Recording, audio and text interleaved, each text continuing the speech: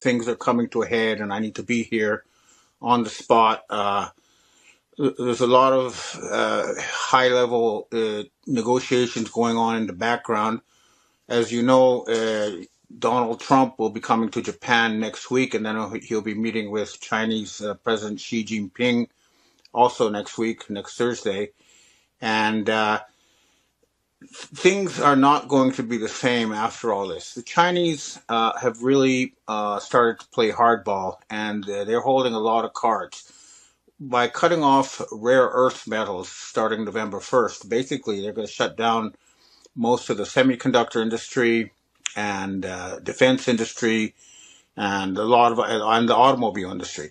As well as that, now they're cutting off the supply of semiconductors needed for automobile manufacturing. So basically, things are going to grind to a halt in the West. And for Trump to say, I'm going to raise tariffs on China, it's nonsense. It's like some guy who's been going to a bar and not paying his tab, and they say, well, if you don't pay your tab, you can't buy any more beer here. You're going to have to bring cash. And then he said, oh, well, I'm going to boycott your bar. No, you're being kicked out because you haven't been paying your bills. So any attempt to keep the current U.S. government and that whole horror show of reality TV actors and Gaza genocide and all that kind of stuff, and then blowing up ships. This is not the kind of behavior that the rest of the world wants to see or continue. What is being demanded now is a complete regime change in North America. That includes Canada and the United States, and of course the West. So all the blackmailed pedophiles from Starmer in the UK, Macron in France, and the fake Trump in the U.S. have to go. And the other thing we're demanding is a jubilee. That is a complete cancellation of all debts, public and private, and a redistribution of assets. Return the money that was stolen from the people through central bank fraud.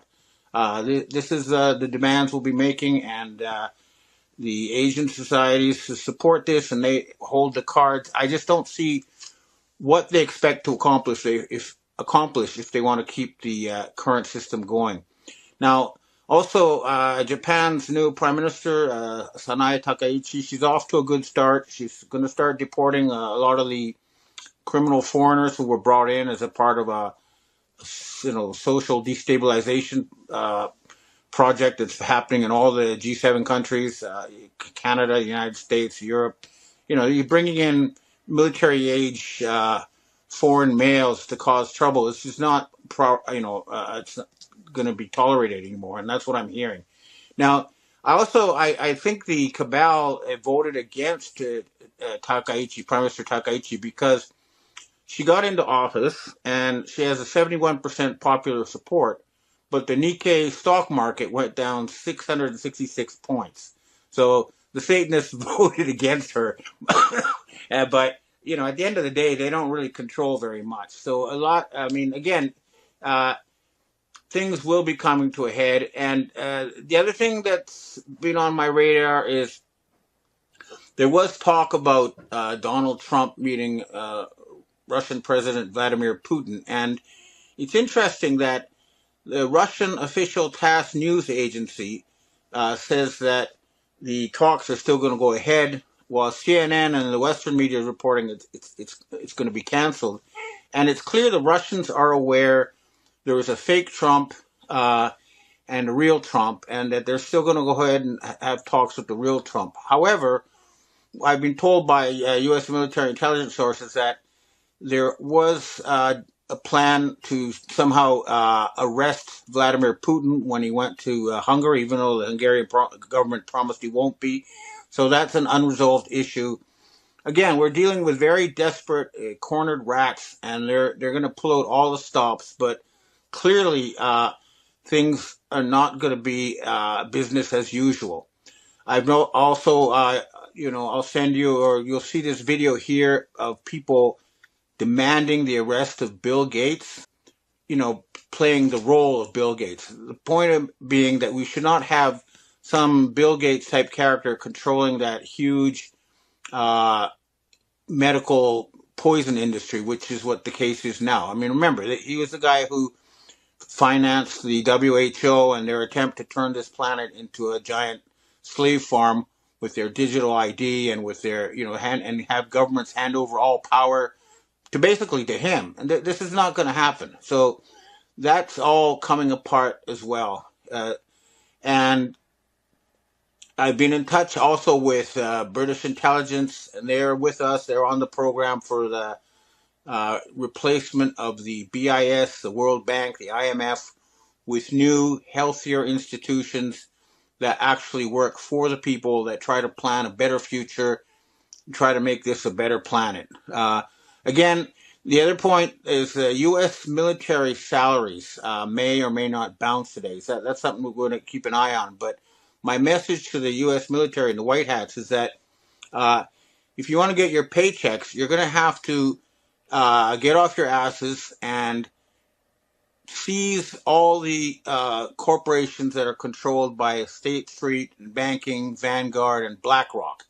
Take control of the transnational corporations away from the inbred Swiss group that controls it, the pharaonic bloodlines who have been trying to turn this entire planet into a giant prison. This is not going to be allowed to continue. So again, things are going to be coming to a head between now and November 1st. I'll probably provide more updates if I get information, but right now we're all waiting for the big meetings next week. And if it's the fake Trump who shows up in Japan and to meet Xi Jinping, he'll return empty-handed. If it's the real Trump, he's going to have to agree to a jubilee and a complete revamp of the system. We don't want to continue the U.S. corporate government as it is. We don't want to have reality TV actors pretending to be our leaders while the true powers stay in the shadows. This is not going to be allowed anymore. And the other thing is, we're not going to let them start any more wars so they can harvest children for adrenochrome, enslave women, and for the organ trade, all that kind of stuff. They're quite desperate now because these people do require human sacrifice to get the energy they need to keep their systems going. And with the war in the Ukraine basically over and the slaughter in Gaza being strongly curtailed, they're trying very hard now to start a new sort of war in Venezuela. But again, that's not going to work. This planet has a satanic infestation. There can be no doubt about it. And a lot of the Western leaders are basically blackmailed by these Satanists. They have to be removed. So, again, it's going to be a crucial time. I have some meetings scheduled with Japanese right-wingers and Asian secret society types, and I'll know a lot more after these meetings. But there is a general consensus that enough is enough, and we have to bring things to a head finally. So again, nothing's happening yet, but it's all about to happen, and it's going to be big. Okay, well, that's what I have to say for myself today. Now I'd like to answer questions from readers and viewers. Ivan, we have our first question for today. It seems to skirt FEC rules as if APEC can backchannel and fund politicians using something called Democracy Engine LLC. Do you know what this is, and have you considered this funding source when reporting on the USA bankruptcy? They have something like 70,000 different non-government organizations that they use to do all sorts of social manipulation. I'm sure that's one of them, although I don't know the details of that one. The other thing they do to launder their funny money and to control societies, they control religious cults, the Mormons, all sorts of different cults that the Christian Zionists, and here in Japan they have several different cults that they have been using. What they do is basically they use the religion, tax-free religion, as a vehicle to give money to people who they think they can manipulate society on their behalf. All of that needs to be shut down, including the one you just mentioned, although, again, I don't know the details. Okay, next question.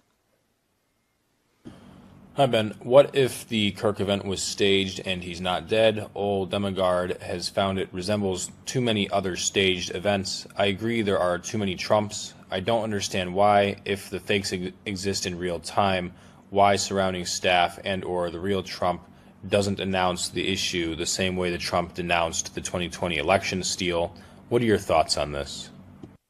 Uh, I mean, as far as the Charlie Kirk thing is going, I have been told by some sources that he's alive in a military base, and it's hard to tell. Maybe there's wheels within wheels, and the white hat staged the fake assassination to uh, ruin Israel's reputation, but it blew up in their faces. We just don't know. But what the point is, we don't want to have this sort of reality TV, like events, street theater stage to try to manipulate us. That's not how we're supposed to run a government. The government's supposed to listen to what the people want and then try to figure out how to make that happen. It shouldn't be, staging an event to make everyone go off to war or something, which is what's going on now. That whole system needs to be shut down. Next question. Hi, Ben. Is the real Trump against the AI robotics takeover of humanity, against the digital ID? We are in a human extinction event if this isn't stopped. The AI job apocalypse is starting to accelerate the U.S. economy. The UK government is trying to force digital ID on its citizens. The problem with all this digital ID stuff is that there is something out there known as physical reality, and it is above and beyond the AI or digital ID. It's sort of, the story of King Midas is a good example of how this, or analogy of how this works. King Midas was granted one wish, and what he wished for was that everything he touched turned to gold. And what happened was he couldn't eat it. Digital ID, all that digital stuff, it's not real. You can't eat it. It's just numbers. And as long as the underlying reality, physical food, physical metal, all that kind of stuff exists, no matter what they try, it's not going to work. Basically, what's happened is the West has uh, lost the material war. They don't produce. Their industry is hollowed out. They have to borrow from the rest of the world to get their foodstuffs or their material, and they can't pay for it. And they're trying to use digital as a way to, pretend they're not going to pay their debts. I've been told there's a plan to take all U.S. debt, put it in the cloud, and then disappear it. But that's not going to work. The Asians are saying hand over physical gold and silver, and they don't have it.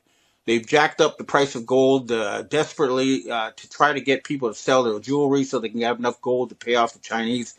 It's not working, and but yeah, the fact that the current Western oligarchs are spending all future investments on building these giant data centers means that they are the enemies of the people, and they are trying to create a digital prison, but it's going to fail. AI isn't working. It can't fact check. It can't confirm the real world. Real companies in the real world can't use it. Uh, the thing's a giant hallucination, and it's going to fail. But they're desperately trying to do that. But again, I tell you, it's not going to work. And as far as the real Trump and the fake Trump are concerned, what I've been told is there's a very serious battle raging, and neither side is strong enough to put down the other side as of yet. But I think that will change once the Chinese really do cut off industry, and they will force the military uh, to get rid of all these satanic oligarchs, or else they won't get their paychecks. If they do, arrest these people, then yeah, the U.S. military will be working to help save the planet, which is the job they're supposed to be doing in the first place. Next question. Hi, Ben. Another question in addition to digital ID. In your opinion, is digital ID what the Bible refers to as, quote, the mark of the beast in Revelations, where individuals without the mark will be hunted and unable to buy or sell goods? It is very clear that there is a very powerful group centered around Israel and then Switzerland who did want to implement a mark of the beast type control. And I know this is very linked closely to Barack Obama and that whole Hitler branch of the Khazarian mafia. Uh, so yeah, I think there is a group which they used to be known as the Sabbatean Frankist Jews. Now we call them the Khazarian mafia, who did want to implement Mark of the Beast control. And Jared Kushner, Trump's son-in-law, is definitely part of that because he bought, that property on Fifth Avenue, 666 Fifth Avenue, if I'm not mistaken, where they had the Lucent Technologies, which is Lucifer Technologies, uh, brain chip research.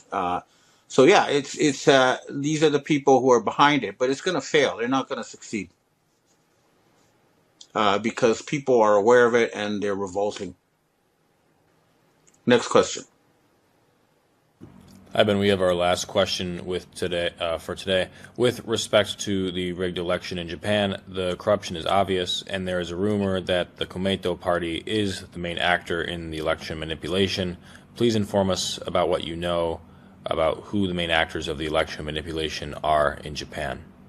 Well, up until now, the Komeito were the people who did a lot of the actually dirty work. They had their believers come in and fill countless paper ballots, fake ballots, and they were send them out, putting up election posters and all that kind of stuff. But the Komeito withdrew its support from Sanai Takaichi, and they're not as powerful as they used to be. I'm still, I'm waiting to see what happens with this new regime. Again, I just got back like yesterday to Japan, so I haven't met any people to try to get more information. But uh, I know that Japan is something has clicked, and it's not going to be business as usual. And this Soka Gakkai cult is not going to be subcontracting control of Japan for the Satanists anymore. That's for sure. But the elections have been fake since the end of World War II. Basically, what happened was when the United States landed in Japan after the war, they called in the Prime Minister Tojo of the wartime government and said, "Look, you can stay on as Prime Minister, but you'll be taking orders from us." And he said, "No, I can't do that. That's treason." And so he was executed as a war criminal. And they kept doing that until they found Abe's grandfather, who said, "Yes, okay." And ever since then, the prime ministers in Japan have just been reading scripts handed to them by the Americans. But the people who are in charge of this are dead now, and everything's in flux. Uh, so I think something fundamental has clicked in Japan, but I'll know more over the coming days as I have meetings.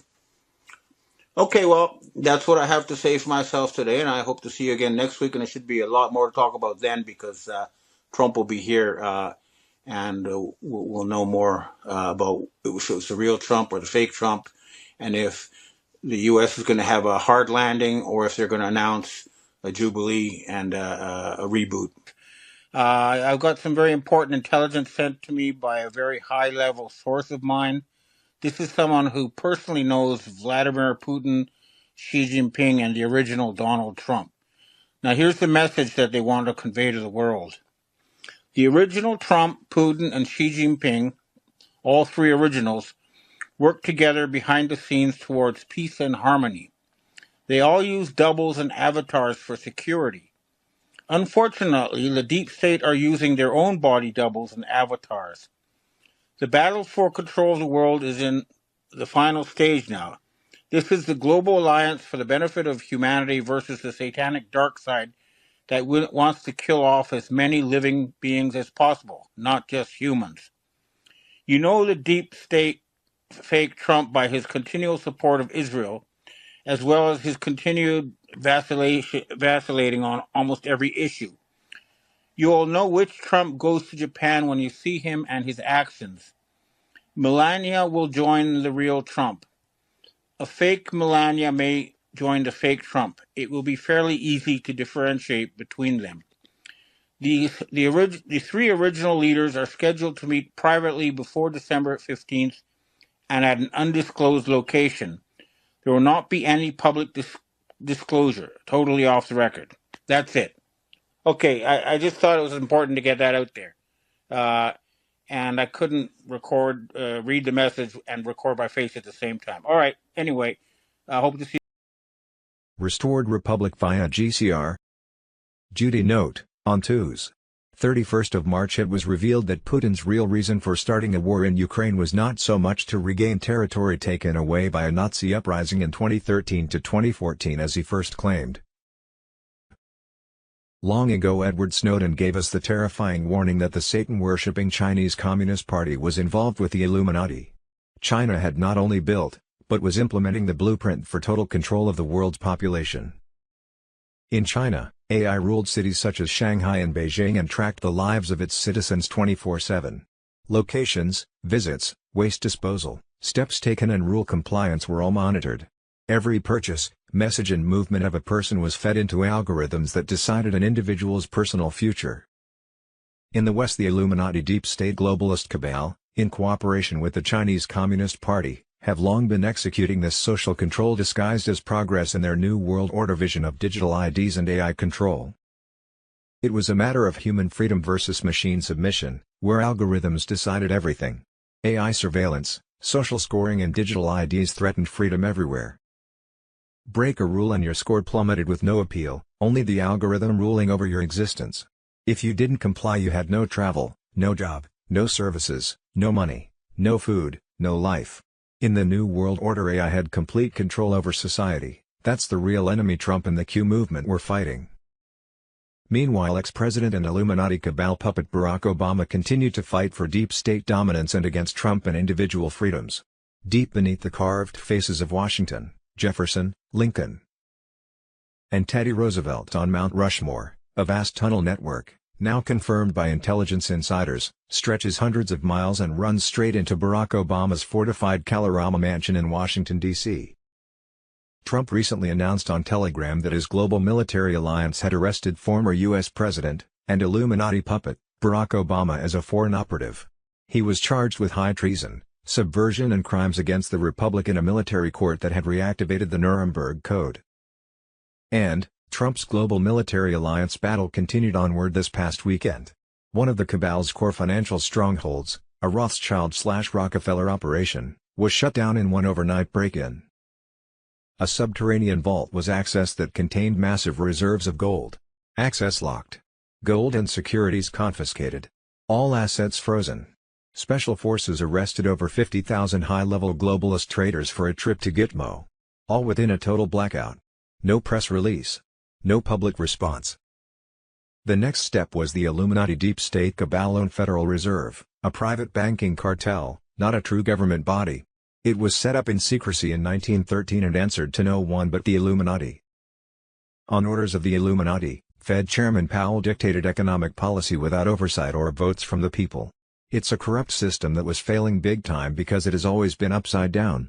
They printed money with no limit, no backing, out of thin air, and the American taxpayer has been paying the price with inflation and uncontrollable debt. Months ago Trump switched the Federal Reserve to be under the U.S. Treasury. With the demise of the U.S. Incorporated's fiat Federal Reserve dollar and Trump's release on April 1 of the global currency reset and the new gold-backed USD note, it's likely we'll see the Fed's demise also. Possible timing. On February 20, 2026, Congress passed the Quantum Financial Settlement Act.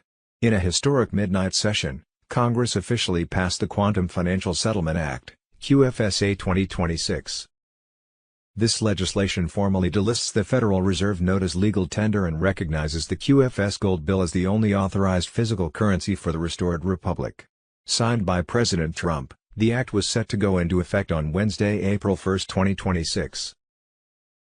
On Wednesday, April 1, 2026, the global currency reset and NISARA/JAZARA laws activated across 209 nations, erasing debts, ending IRS, launching prosperity funds and wiping out all illegitimate debts from the deep state bankers. Black Swan event triggers a new golden age. Prosperity funds released. Trump's sovereign treasury replaces the collapsed Federal Reserve. No more income taxes, only tariffs and fair sales tax. The cabal's financial empire crumbles as the gold-backed QFS goes live. Thursday, April 2, 2026, event that will change the world. Tier 4B to receive emails with toll-free numbers to make redemption appointments. On Friday, April 3, 2026, President Trump will tweet, "My fellow Americans, the storm is upon us. God bless." On Friday to Sunday 3-4, 5th of April, the $2,000 tariff dividend checks to go out to U.S. citizens age 18 and older, a monthly event for the next 3 years. Saturday, April 4, 2026, CBS alert, the global blackout in all countries of the world will be on April 4, 2026. It will be in conjunction with the EBS emergency broadcast system martial law and mass arrests of pedophiles by the military. Buy food, toilet paper, medicine. This is a real alert. This is not a test. Web 3.0 ISO 20022 on Telegram. Monday, 6th of April, Black Swan event. Petrodollar comes to an end. Global financial crash. Prosperity payments and Jazar wealth drops begin. On Wednesday, April 1, 2026, the global currency reset and Nizara/Jazara laws activated across 209 nations, erasing debts, ending IRS, launching prosperity funds and wiping out all illegitimate debts from the deep state bankers. Black Swan event triggers a new golden age. Prosperity funds released. Trump's sovereign treasury replaces the collapsed Federal Reserve. No more income taxes, only tariffs and fair sales tax. The cabal's financial empire crumbles as the gold-backed QFS goes live. Thursday, April 2, 2026, event that will change the world. Tier 4B to receive emails with toll-free numbers to make redemption appointments. D2s. February 2026, Bruce, the Big Call. All redemption center leaders have signed a new NDA that prevents them from giving out information. Yesterday, 3 sources said we are looking at Thursday, 2nd of April for Tier 4B2 as a kickoff date to receive emails with toll-free numbers to make redemption appointments. If you don't get an email, you can go to the Big Call universe and get the information. On Friday to Sunday 3-4, 5th of April, the $2,000 tariff dividend checks were to go out to U.S. citizens age 18 and older, a monthly event for the next 3 years.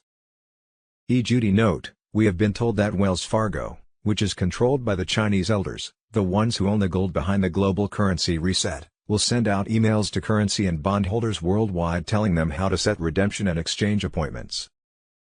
It is advised to exchange/redeem your foreign currency at an official redemption center, RC, rather than a bank. You can only redeem ZIM at RC, the dinar contract rate can only be given at RC, and banks will offer you lower exchange rates than what you can obtain at RC. You can only set up your new wallet, bank account, at RC. It was my understanding that most banks were under control of the cabal and would soon play a different role in the global financial system. Wednesday, April 1, 2026, boom. They're changing your money, everything happening right now and why it all lands on July 4. Wednesday, April 1, 2026, bombshell, U.S. debt clock goes nuclear, Jerome Powell and the Fed busted in infinite money Ponzi operation bleeding America dry. 2s. March 10, 2026, bombshell announcement, President Trump declares restoration of the American Republic, U.S. Incorporated dissolved, common law sovereignty returns, Mr. Poole on Telegram. Patriots, the storm has hit and it's magnificent. President Donald J. Trump has invoked Article 2 to declare the United States fully sovereign under common law once more. The fake foreign-controlled U.S. Incorporated is finished. No more Admiralty law oppression, no more globalist chains dragging us into debt and war. The deep state grip is broken, the true constitutional republic rises triumphant. This is no mere rhetoric, it's a binding declaration of authority and summons from Trump as Commander-in-Chief. He's seizing full control, sidelining the corrupt swamp and directing the military via the Uniform Code of Military Justice. Every flag officer is oath-bound to obey lawful orders from the legitimate president. No more excuses, no divided allegiances. The military now serves we the people through Trump, not the treasonous corporate facade. Under common law sovereignty, grounded in God-given rights and original founding truths, Trump exercises his prerogative to summon leaders, affirm real authority, and rebuild national defense. This resets America to the founders' vision: no commercial enslavement, no hidden British shadows, just pure liberty. All flag officers are ordered to convene in Virginia, the Republic's sacred cradle, for immediate realignment. This is full military mobilization to restore loyalty and eliminate globalist remnants. The timeline is set, orders issued, clock running. Unity under true command is happening now. Foreign tied overseas bases and Commonwealth-linked tops. They're being shut down or reclaimed for America. No more secret outposts serving alien masters, no covert pacts bleeding us dry. Trump is smashing the centuries-old crown chokehold on trade and power, and the military reset locks it down. This fulfills Trump's sacred oath to defend the Constitution, protect the people, and preserve the Republic. Every officer and servant must choose, stand with the restored Republic or stand exposed as oath breakers.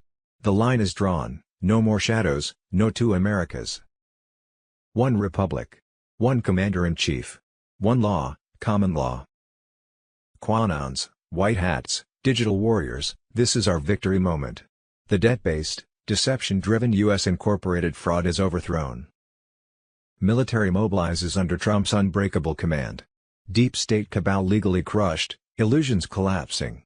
Freedom surges back, the Republic is back, sovereign, unbreakable. We witness history, true American Republic restored. Patriots win. God bless President Trump, our military, and the sovereign United States of America. Wednesday, April 1, 2026, worldwide blackout incoming. Trump authorizes massive global military operation with EBS activation, thousands of elites set for arrest, Ben Fulford on Telegram. As the world stands on the edge of the greatest awakening ever, President Donald J. Trump has given the final go-ahead for a historic global military operation. This will activate the emergency broadcast system and bring down the entire deep state cabal. Insiders report that starting March 30, 2026, the plan is in full motion to arrest thousands of elites involved in child trafficking and corruption. A massive worldwide blackout is coming within 48 hours. It will last 10 to 12 days with controlled lockdowns. Citizens are urged to stay indoors during specific 5-hour windows each day while special forces carry out the arrests. This is the storm QAnons have been waiting for, the moment justice finally arrives. Trump's loyal military forces have been preparing for years, mapping out underground tunnels and trafficking networks. White hat operators have already rescued countless children from these evil facilities. The deep state is panicking as their empire crumbles. When the EBS activates, all mainstream media will be overridden. The truth about election fraud, big pharma crimes, and elite pedophile rings will flood every screen. Starlink will ensure the broadcasts reach the entire planet. Special forces will strike with precision, taking down corrupt officials and billionaires hiding in bunkers. The global military alliance answers only to Trump. Stockpiles are ready so patriots won't suffer during this transition. This operation will restore true sovereignty. Debts will be wiped out under Nizar/Jazara, borders secured, and the corrupt administrative state destroyed. Rothschild, Clintons, Gates and their allies are finished out. The golden age is here. Hold the line, patriots. The light is winning and victory is ours. A new republic rises now. I Save the Children, Wednesday, April 1, 2026. What kind of school has a cemetery? The Carlisle story they never taught you. Wednesday, April 1, 2026, MKUltra, a guinea pig on X, targeted individuals directed energy weapons and MKUltra CIA whistleblower Kevin Shipp. Wednesday, April 1, 2026, exposed. There is a massive tunnel network under Mount Rushmore running across states. ID connects directly to Obama's D.C. mansion and is active right now in 2026. Mount Rushmore is compromised. Deep beneath the carved faces of Washington, Jefferson, Lincoln, and Teddy Roosevelt, a vast tunnel network now confirmed by intelligence insiders stretches hundreds of miles and runs straight into Barack Obama's fortified Kalorama mansion in Washington, D.C. This is the Obama clan's private underground highway, built and expanded on the American taxpayers' dime to give them permanent escape routes, command centers, and supply lines that operate completely outside the reach of Donald Trump and the America First Restoration. What we think we know as of Thursday, April 2, 2026, Wednesday, April 1, 2026 CNBC, Obamacare was a gigantic fraud operation for Democrats and insurance companies. 124 healthcare policies tied to one social security number, over 59,000 continuing to give subsidies to insurance companies. Money laundering 101 fraud operations lining all their pockets with your taxpayer dollars while you get screwed and extremely high premiums, white hats. Wednesday, April 1, 2026, breaking alert, Trump won't back down, Iran asked for a ceasefire, but we're still blasting them. Wednesday, April 1, 2026 Fox News. Democrats are in full panic mode now that 92% of Biden orders and documents are null and void, due to illegal AutoPen usage. Wednesday, April 1, 2026, Trump crashes the Supreme Court, first sitting president shows up to kill anchor baby citizenship scam. Wednesday, April 1, 2026, the Democrats funded the war in Ukraine so that they could funnel the money back into their coffers, you said, and use it to attempt to overthrow the U.S. government. That is exactly what the intercepted intelligence confirmed, and they deliberately hid it from the American people, the rabbit hole. Wednesday, April 1, 2026 Piers Morgan, U.S. Marine veteran demands to know why Israel won't send its own soldiers to fight Iran, and exposes the brutal reality of Israeli settlers in the West Bank. They are the true terrorists. Wednesday, April 1, 2026, medical cover-up collapses, FDA admits ivermectin works. After 3 years of denial and millions dead, FDA finally admits, doctors were right to prescribe ivermectin all along. Wednesday, April 1, 2026 Palm Beach International Airport is now officially President Donald J. Trump International Airport, the White House on Telegram. Wednesday, April 1, 2026, breaking special report. Kash Patel unleashes hell, the deep state panics as list of government gangsters faces justice. On Sunday, March 29, 2026 President Trump announced that Cuba is next and the U.S. will save them. Cuba's gonna to be next. It's a failing country. It's going to fail, and we will be there to help it out. We'll be there to help our good Cuban Americans out. Dan Scavino on Telegram, government fraud. Wednesday, April 1, 2026 Fox News, big move. Trump orders J.D. Vance to shut down Medicaid, SNAP and SBA after trillions were stolen, payments cut, networks targeted. In a thunderous strike against the deep state's endless cash grab, President Donald J. Trump has issued a direct order placing Vice President J.D. Vance at the helm of the ruthless whole of government assault on the fraudulent Medicaid, SNAP, and SBA empires that have bled trillions from American taxpayers into the hands of globalist elites, corrupt NGOs, and criminal cabals. This bold move, signed on March 16, 2026, is already ripping through the heart of the Biden-era slush funds that funneled billions to overseas accounts and shadowy networks tied to election interference. Vance's elite anti-fraud task force stormed into action on March 27, 2026, in the historic Indian Treaty Room, mapping out the takedown of the $2 trillion Medicare-Medicaid beast, the $101 billion SNAP machine, the $100 billion SBA loan pipeline, and the sprawling public housing racket. Treasury, Justice, Agriculture, Labor, HHS, and HUD are now locked and loaded, deploying cutting-edge AI scanners to expose duplicate claims, ghost recipients, and payments to the dead that the old regime deliberately ignored. The deep state's house of cards is collapsing as payments are slashed and entire networks targeted for immediate shutdown. Blue strongholds like Minnesota and California are feeling the heat first. Recall how Feeding Our Future looted nearly $250 million in child nutrition funds through phantom programs and then pivoted to autism services, pulling millions more via bogus billing, money wired straight to real estate empires overseas while American families suffered. The task force has already suspended dozens of providers in Los Angeles and frozen Medicaid reimbursements to Minnesota. This operation is surgically dismantling the globalist architecture that turned entitlement programs into revenue streams for progressive allies and Soros-linked operatives. SNAP's $101 billion black hole, riddled with trafficking and retailer skimming schemes, is being gutted with hardened authorizations. Unemployment insurance, public housing vouchers, and TANF cash flows, long exploited by identity thieves and ineligible recipients, are next on the chopping block as Vance restores work requirements and merciless prosecutions through a new DOJ National Fraud Enforcement Division. Patriots are electrified because this is Trump's America First agenda in full force, reclaiming sovereignty from unelected bureaucrats. Recovered trillions will fuel border security, debt reduction, and rebuilding Main Street.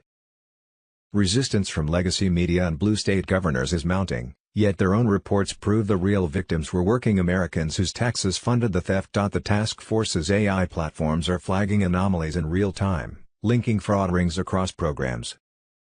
Inside connections run deeper than public eyes ever saw, with suppressed data showing hundreds of millions paid to ghost providers tied to political machines in high fraud zones. States refusing to clean house now face withheld matching funds until controls return. and Wednesday, April 1, 2026, over $3 billion has been tied to over 500 groups with over $294 million already traced to the previous No Kings 2.0 partners and organizers, all funneled through the same Riot Incorporated dark money operations, laundering U.S. taxpayer dollars to fund chaos against President Trump and American conservative citizens. The Chiffon Telegram. George Soros, Bill Gates, Neville Roy Singham, CCP, and many others have are tied to USAID, NGO taxpayer dark money laundering operations that are funding these non-organic engineered protests and violent mobs across the country. Some of these groups include Arabella, $79M Buffett, $16M Ford, $51M Rockefeller, $28M Soros, $72M Tides, $45M Open Society, Gates, This is just a fraction of the groups. Most of these groups branch off into many smaller groups. The amount of connections and domestic terrorist groups already identified calls for a massive RICO investigation to shut down these networks once and for all. Oh, what we thought we knew, but didn't really know, and now am supposed to know but don't have a clue. With clones, doubles, made-up movies Hollywood style, and Trump's military alliance throwing more popcorn at us, it gets so confusing. Signs from the heavens for April 2026:2. March 31, 2026, strange trumpet sounds heard around the world, no one has answer. David A. Bednar, the Bible foretold the signs appearing in April. Man dies inside a bus and Jesus reveals flee these 4 cities before Good Friday 2026, NDE. This will happen between April 1 and 5, 2026, the vision of a child who saw Jesus, April 1 to April 5, the awakening, April 1 Christ's message of being known and love given to all, April 2 healings, inspiration inside churches, other church leaders express fear.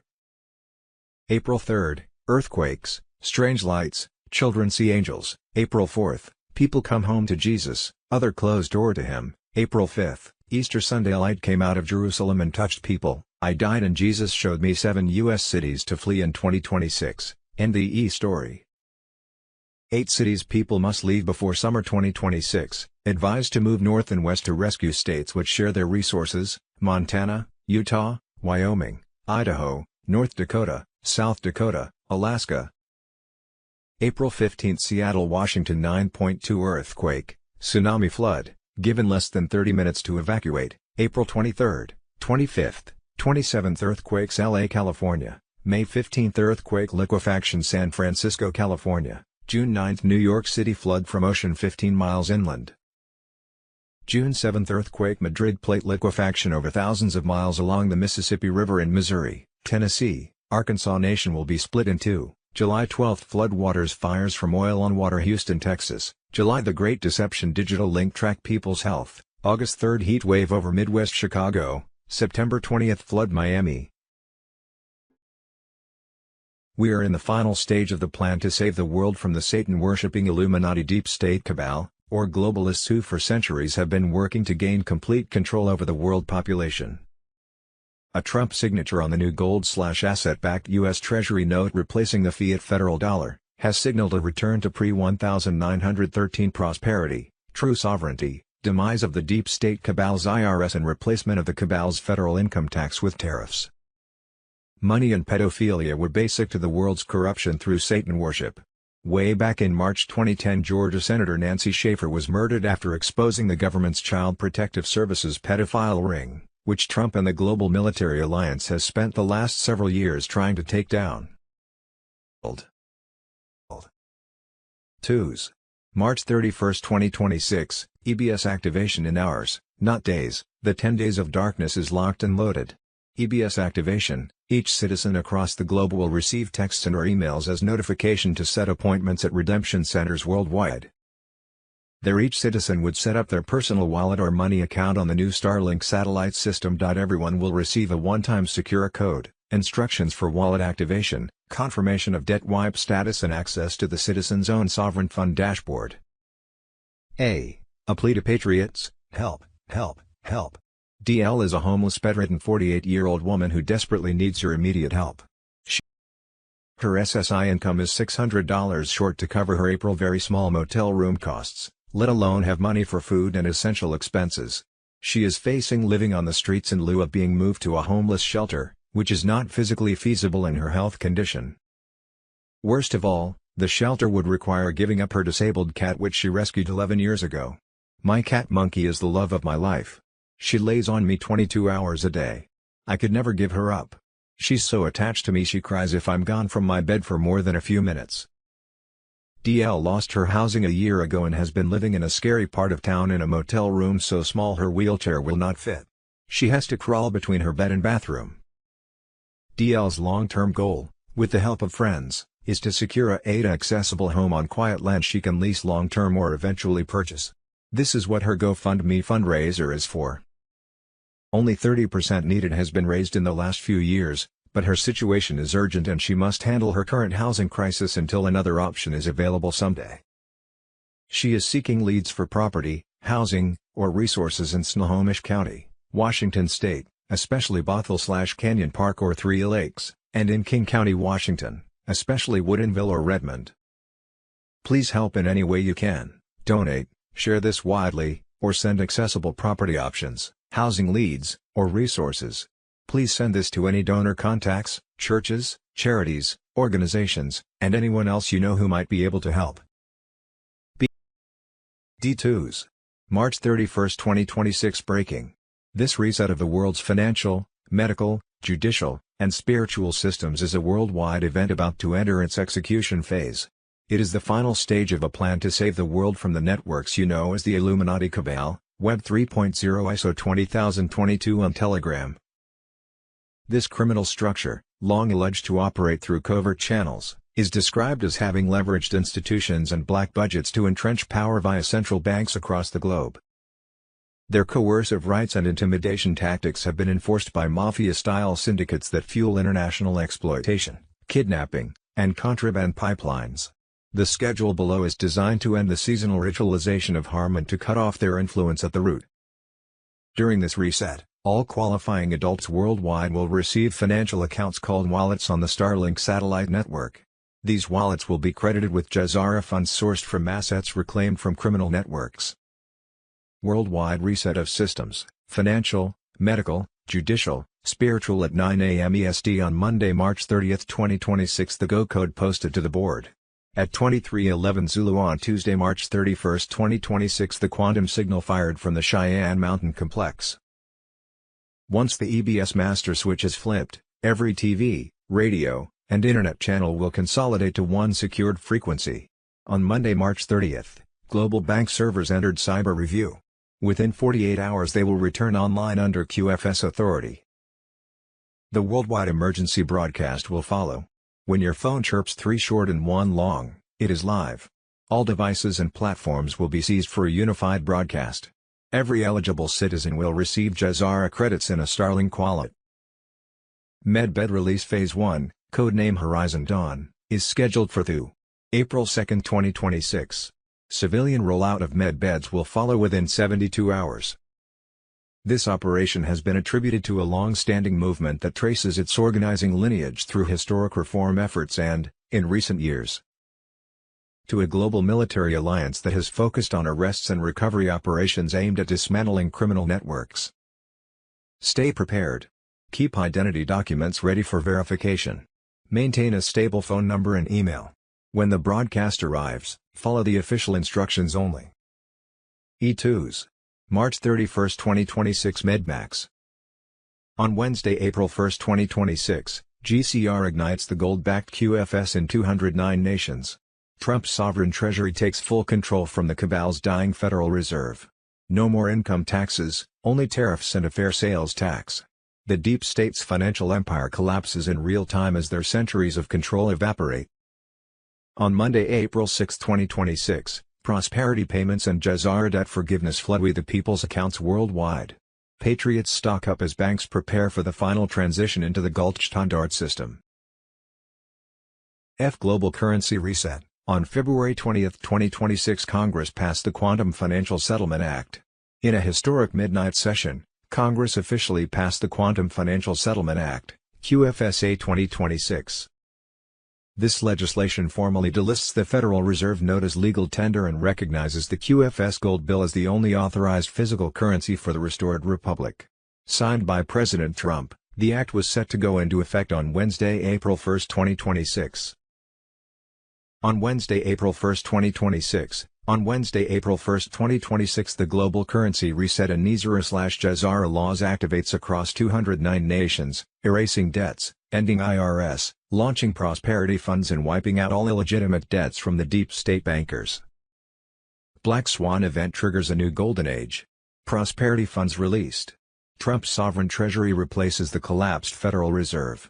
No more income taxes, only tariffs and fair sales tax. The cabal's financial empire crumbles as the gold-backed QFS goes live.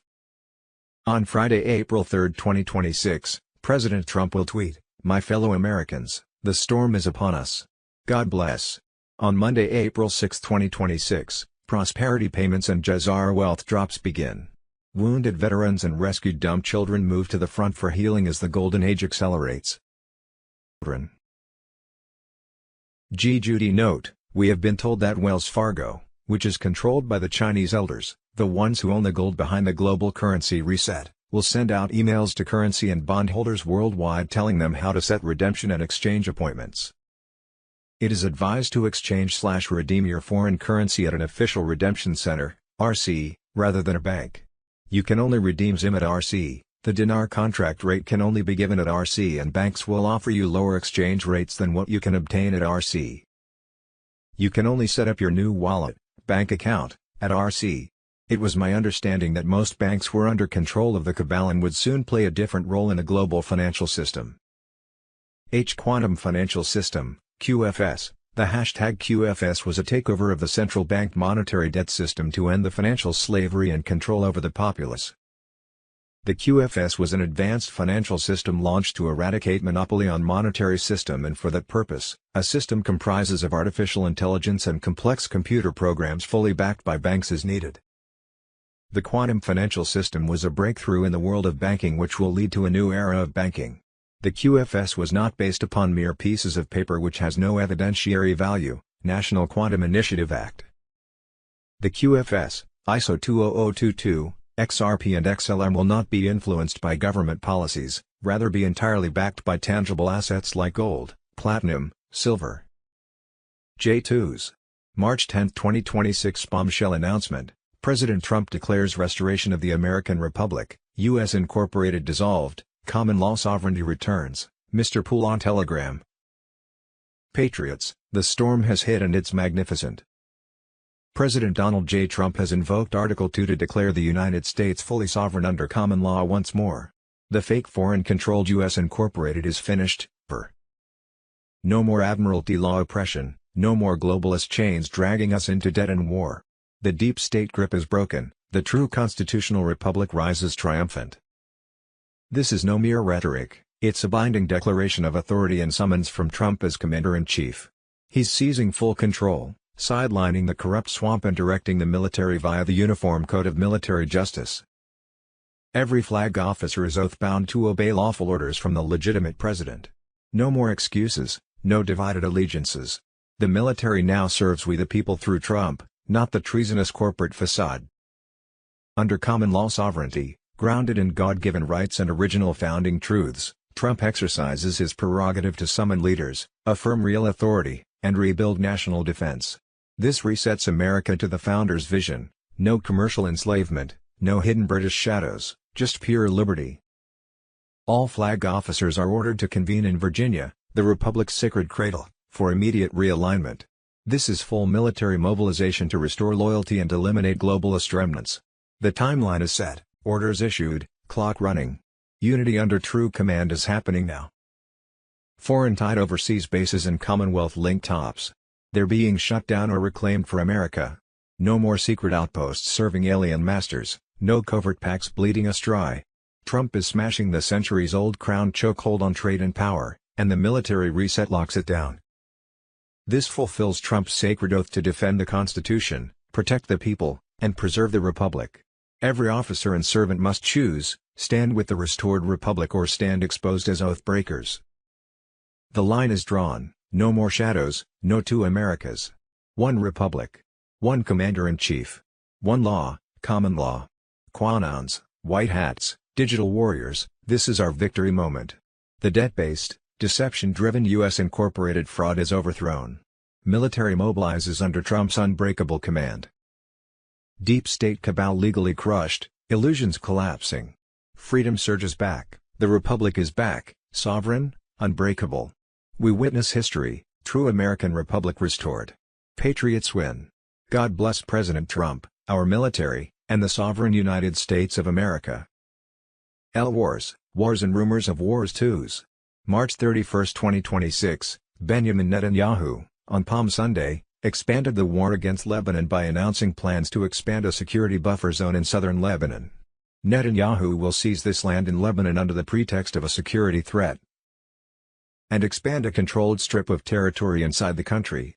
Netanyahu wants total control of Lebanon, which has the highest proportion of Christians in the Middle East, Ben Fulford on Telegram. 2s. March 31, 2026, 11,000-plus targets struck. Iran's ballistic and drone attacks down 90%. 150 Iranian naval vessels destroyed. Operation Epic Fury is destroying the threat posed by the Iranian terrorist regime, the White House on Telegram. Guru Information and Intel, M2s. March 31, 2026 breaking. Trump exposes Obama sending $1.7 billion in cash to Iran, planes loaded with money, secret deliveries to terrorist groups, and the nuclear deal that put America in huge danger, Ben Fulford on Telegram. President Trump has once again pulled back the curtain on one of the most shocking betrayals in American history. Barack Obama secretly shipped $1.7 billion in cold hard cash straight to the Iranian regime, loading planes with pallets of untraceable currency to fund terrorists who have long targeted American lives. This was a deliberate act of treason that empowered the mullahs and their radical networks while endangering the entire nation. The operation involved multiple secret flights.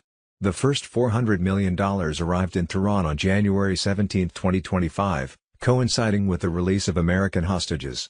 2 additional shipments totaling $1.3 billion followed shortly after on January 22 and February 5. Obama's team worked with foreign banks in Switzerland and the Netherlands to convert funds into euros and other cash, deliberately bypassing sanctions and congressional oversight. The money was routed through hidden channels to avoid any digital trail that could expose the full extent of the scandal. This cash infusion went directly to strengthening Iran's terrorist proxies, including Hezbollah, Hamas, and the Houthis. It funded missile programs, attacks on U.S. forces, and destabilization across the Middle East. The nuclear deal known as the JCPOA was the centerpiece of this betrayal, lifting sanctions and releasing over $100 billion in assets. It included sunset clauses that paved the way for Iran to develop nuclear weapons, all while inspectors were restricted from key sites. Obama's administration lied to the public and Congress about the true nature of these payments and the risks involved. Trump recognized the danger immediately. Upon taking office, he withdrew from the disastrous deal, reimposed tough sanctions, and took decisive action against Iranian terror leaders. Now in March 2026, with major operations unfolding under his command, Trump's team continues to dismantle the nuclear infrastructure that Obama helped empower. Precision strikes are hitting key facilities as the regime faces total collapse under renewed pressure from white hat forces. The full picture reveals a deep state plot to weaken America and enrich its enemies. Globalist insiders buried intelligence reports showing how the money fueled terror. Whistleblowers were silenced while the same networks pushed false narratives to cover their tracks. This was part of a larger agenda to erode U.S. sovereignty and advance a new world order controlled by elites. Patriots, the Great Awakening is accelerating at warp speed. White hats are exposing every layer of this treason in real time. The storm is here, and justice is coming for those who sold out the nation to terrorists. Trump is leading the charge to restore America first and ensure such betrayals never happen again. The truth cannot be stopped. N2s.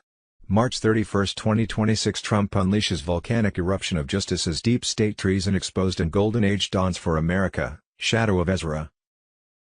In the heart of a nation awakening, President Donald J. Trump stands as the destined leader forging America's triumphant return. With borders secured to perfection and illegal crossings reduced to zero, the once porous frontiers now stand as the most fortified in the world. Drug cartels crumble in frustration while crime rates plummet, proving that America First policies deliver real results that the globalist cabal never wanted. Trump's economic golden age surges forward with record investments pouring in from around the globe. Gas prices hit historic lows, tariff revenues shatter records, and the stock market achieves new all-time highs. On July 4 the signing of the monumental bill marks a new declaration of independence from the deep state stranglehold. The Trump cabinet and brave military forces ensure this resurgence, sending a clear message worldwide: the era of exploiting America ends now. Treason fills the air as the swamp's corrupt politicians, fake news propagandists, and embedded traitors face their reckoning. From Biden's long criminal history to Hillary Clinton's schemes and the Obama-era coup attempts, military intelligence has captured it all.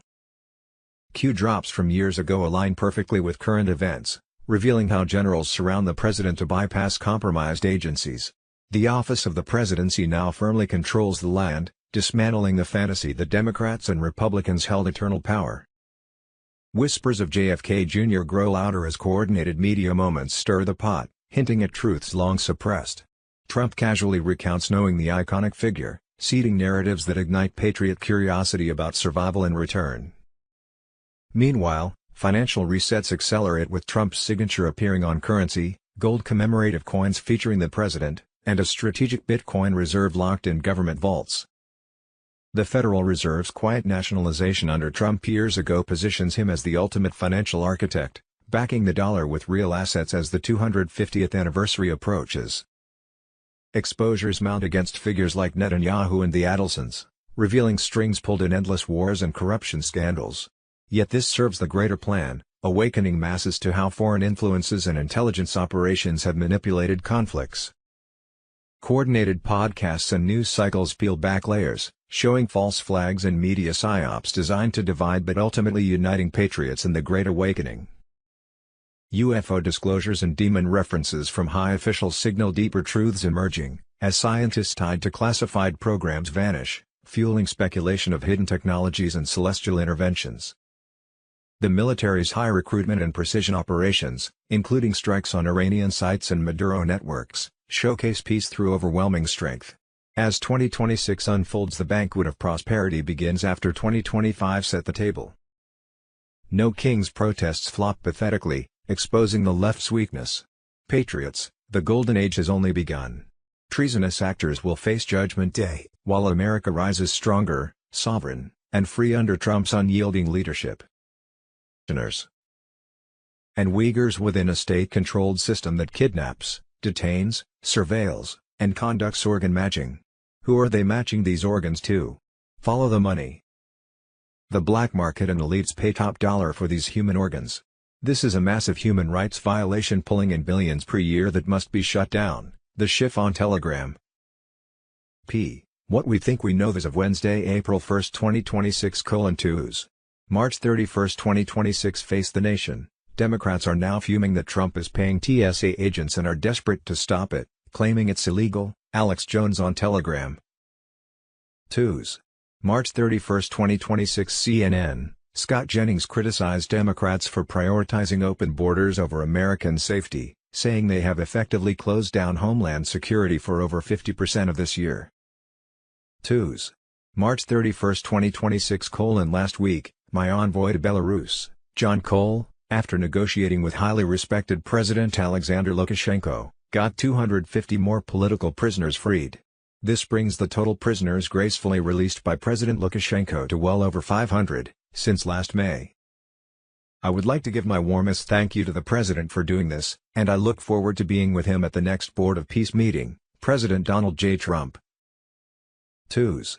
March 31, 2026. Fox News. Sidney Powell exposed that Peter Neffinger, president of Smartmatic, was sitting on Biden's presidential transition team and that millions of votes was shifted from President Trump to Biden from their software designed to do exactly that. That is the kind of stuff dictators do. 2s. March 31, 2026. Charlie Kirk assassination case just exploded. Killed shot bullet does not match Tyler Robinson's rifle. Everyone said something felt off. They were right. A new court filing claims the ATF couldn't tie the fatal bullet to the rifle linked to Tyler Robinson. Read that again. Not matched to Tyler Robinson's rifle, the weapon they said was used. Now in question. DNA on the evidence. Multiple contributors. This was supposed to be airtight. Now it's collapsing in real time.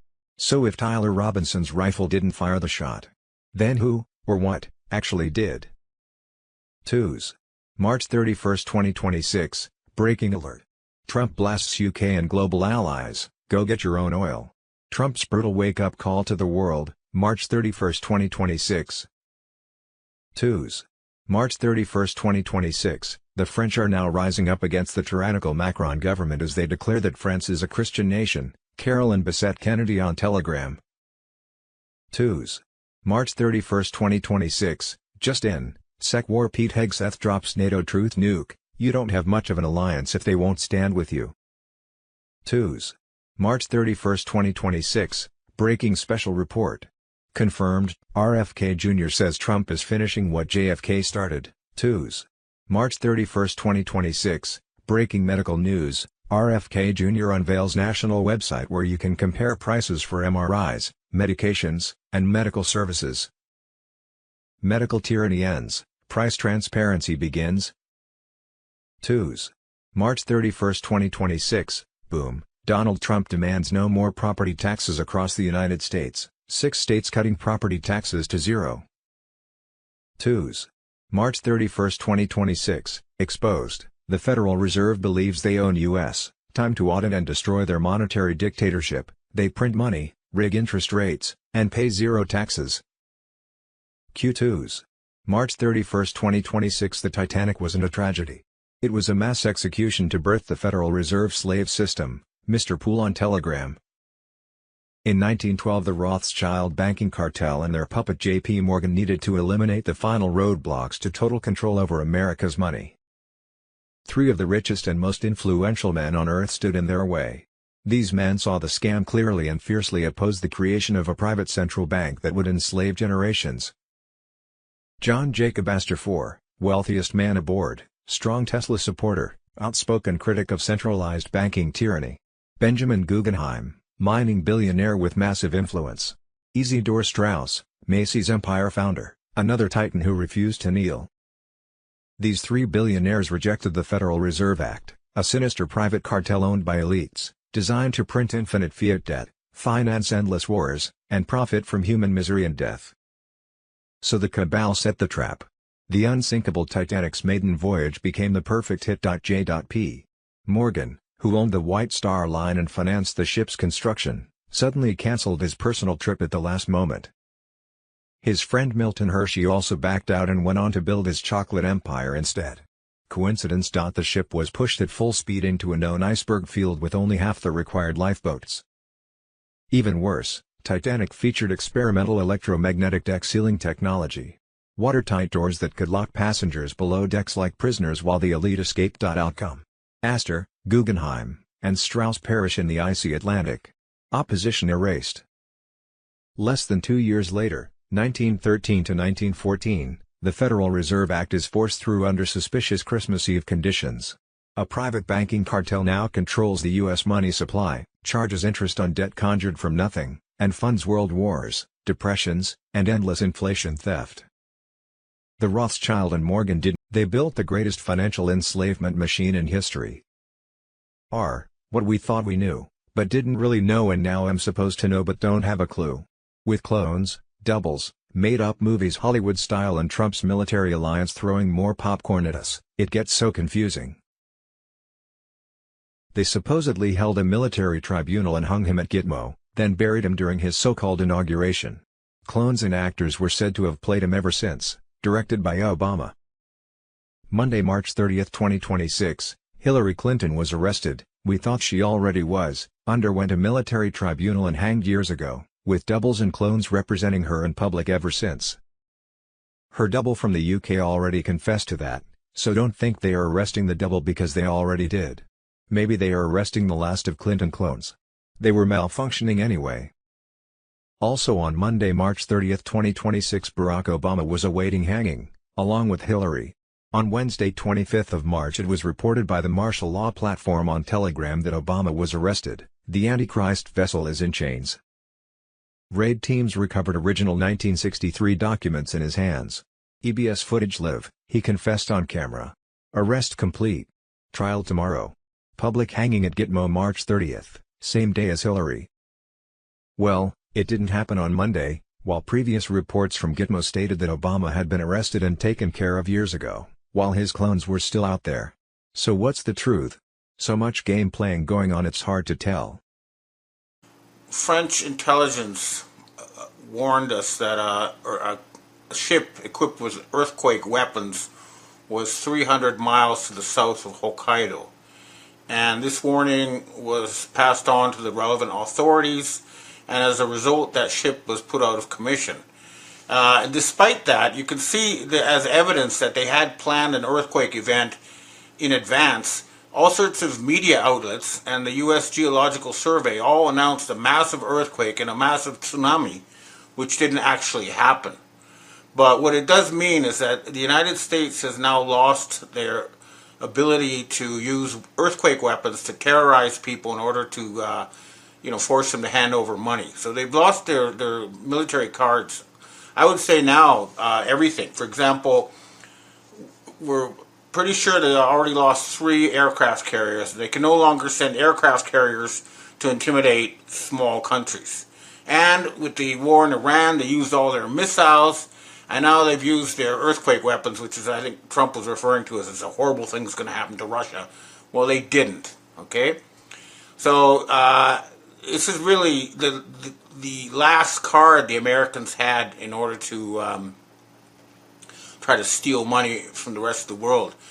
And then also, Trump announced all sorts of tariffs on various countries. And again, it sounds like it's really dramatic, but when I looked at the list, I mean, the countries with the highest tariffs are places like Cambodia, Laos, Madagascar. In other words, countries that don't really have trade with the United States anyway, and it doesn't matter. So it's just like a face-saving gesture. And the most important country, China, was not on the list. And instead, right now the United States is having negotiations with China in Sweden. And as far as I can tell, they're just looking for American property and real estate and anything else they can sell to China in order to borrow some money to keep their show going. So, for example, when Trump got in power, he said he was going to nationalize the Panama Canal. Now it turns out that China is actually going to get more control over the Panama Canal than they did before. And I guarantee you they're trying to hand over all sorts of other U.S. treasures and properties to China in order to keep in business. So that's an important thing. Now, the other thing, I think, we've reached a critical mass on the issue of the Federal Reserve Board and why it needs to be eliminated. First of all, I want you to watch this little clip of Jerome Powell, where he says, basically, we create money out of thin air. Now, people like Congressman Massey are saying this is theft. It is. It is criminal. I mean, they create money out of nothing. They hand it out to their buddies, their friends, and they do that by creating inflation, which is basically stealing from everybody else, because everything you buy gets more expensive because of all this money being handed out to their buddies. And not only that, these people have been using the control of the Federal Reserve Board to promote a horrific agenda of genocide. And this is not even a secret anymore.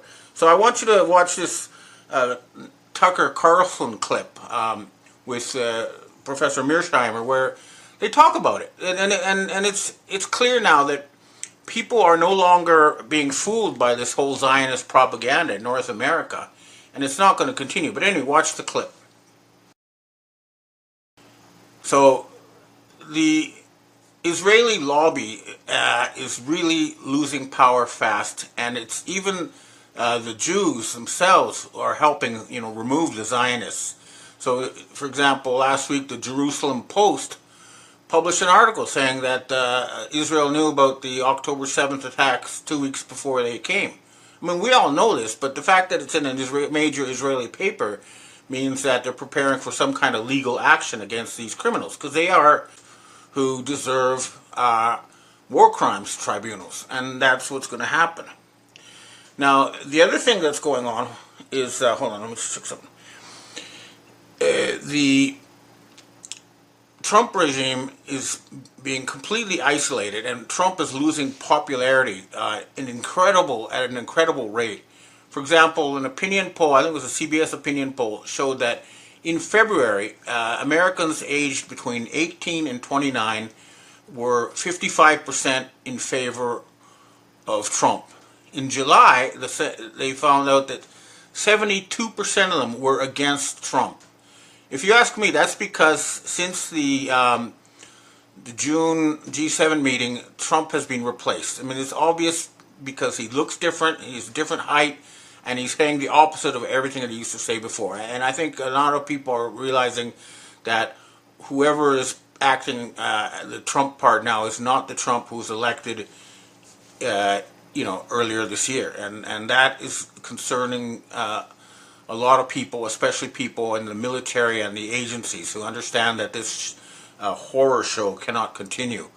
But for now, it is likely to continue. And then if you want a bit of a humor, next is watch this White House spokes clown clip about how Trump deserves the Nobel Peace Prize. So, that is pure BS. I mean, for example, when he says he forced India and Pakistan to make peace with each other, that's simply not true. The fact is that Pakistan and Indian government said no, Trump had nothing to do with it. And you can say the same about the other countries. But, somehow they think that if they're going to give him a Nobel Peace Prize, suddenly it's all going to be okay. And remember, I support Donald Trump, the commander-in-chief, the real one. But something has happened to him since June. He has not appeared in public since June, and there's an obvious fraud being put out on our screens who is denigrating the image of the real Trump, who is a patriot and who wants to make America great again, not make Israel great again. And that is something that we all need to be aware of. So don't let them fool you with this fake Trump, and we need to bring back the real one. We need to have Vice President Vance take over and arrest the criminals who are responsible for removing him. Now, the other thing that's going on, I expect some major moves this autumn. Again, I think we're going to watch this horror show throughout the summer, and I have to work, but otherwise I'd be tuning out.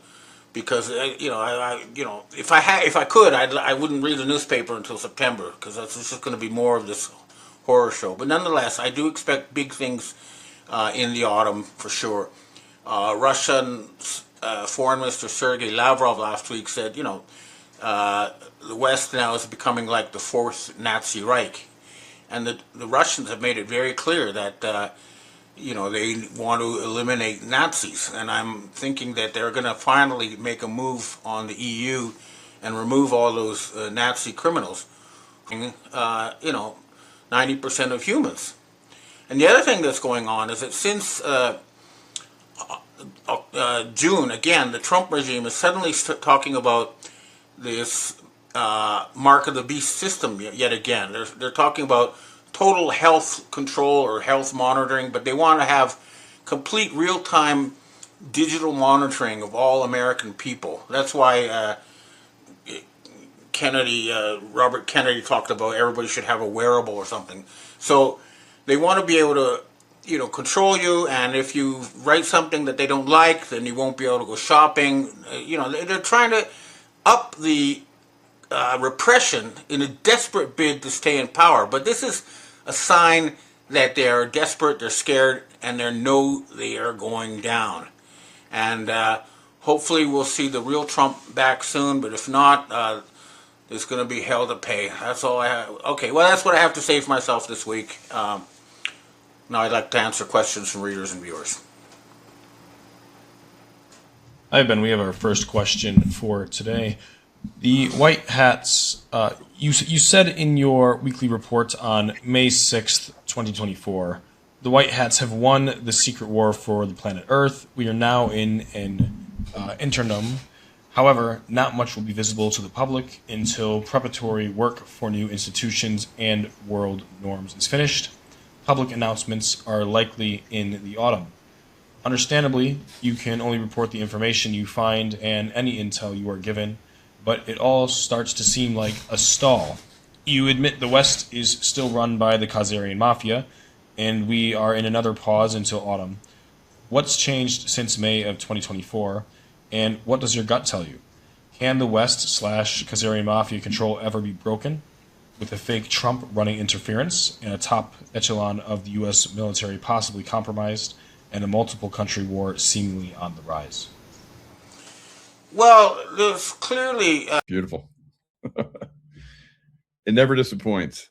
So, just like Cosmic Disclosure on Gaia that I was on, they came out with, I was talking on pretty much on stage, I guess, Emery Smith is interviewing me, and I'm talking about the moon and so forth. And, you see stuff, I see stuff like that, and it's like real exciting, but the real stuff that's out there, we've seen sci-fi movies and so forth. There's nothing that touches it at all. And when I started to describe some of this stuff, when I started talking about the moon, Emery was like, what? And he's like, and then he pulled out these, I guess they had mapped out the moon. There's been so many people that have talked about the moon and so forth. And he's like, you just described what everyone's been talking about for years. And so there it was all laid out. Like, yep, it's this. So, the technology, David Schmidt at the corporate, he's touching on it. And it is exciting. Like that one hologram, like viewer that he has that's there, pretty amazing. He was literally, I think, in Denmark when my group came in there, and he came in to this one boardroom where we were, and he came in, hologrammed in, and he spoke to us. It's like, you're talking to anybody live. It was totally looked live, and we'd ask questions, and he'd ask questions, and to give us all kind of. It was like he was there. Yep. So these technologies, David Schmidt is like on the cutting edge of this, and he's really pushing the envelope on it. I think this stuff is going to become very real. Star Trek level and super soldier level technologies are coming very quickly.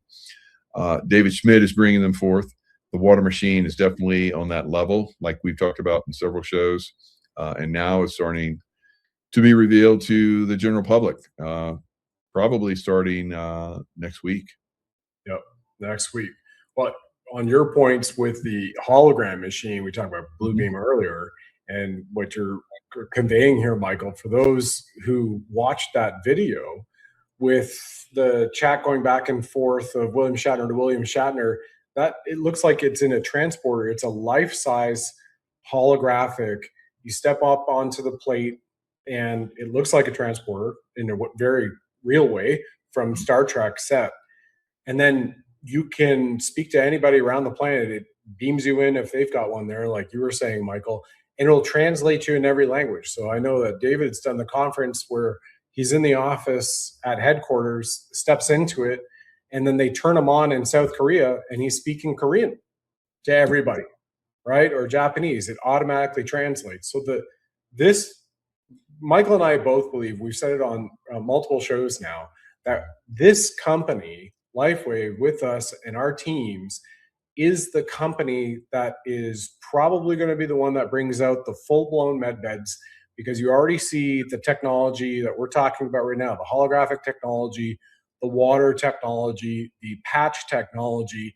It also has free energy technology. It has drone technology, and so many more things on the drawing board, which haven't even been told to myself, Michael, and others, that it's got a product roadmap for the next 20 plus years. And I can tell you, being a guy who was at RIM BlackBerry, if I had to get a product roadmap from one of our tech engineers and take it to the Department of Defense, the Pentagon, or the Navy, or one of the big integration systems integration guys like UDS and Accenture, I was running those relationships globally, you're lucky if you've got the next 8 months.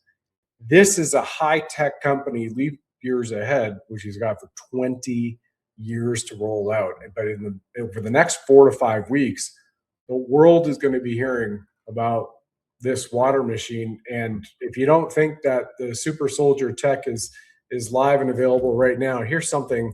These moon boots, I guess I'm going to call them moon boots, like an Austin Powers throwaway. 17-second video, just happened to be like that, of an actual U.S. military soldier. Check this out. Check this out. First run with the mag boots, powering them on, lights are on. Okay, going foot on, locked, man. Other foot, there it goes. Bro, I'm stuck to it, walking up. What? No way. Look at this. I'm vertical right now. Still gripping. About 15 feet, gonna step over, turning them off. Done. That is insane. Crazy boot. There you go. That was pretty cool to show. Just absolutely wild.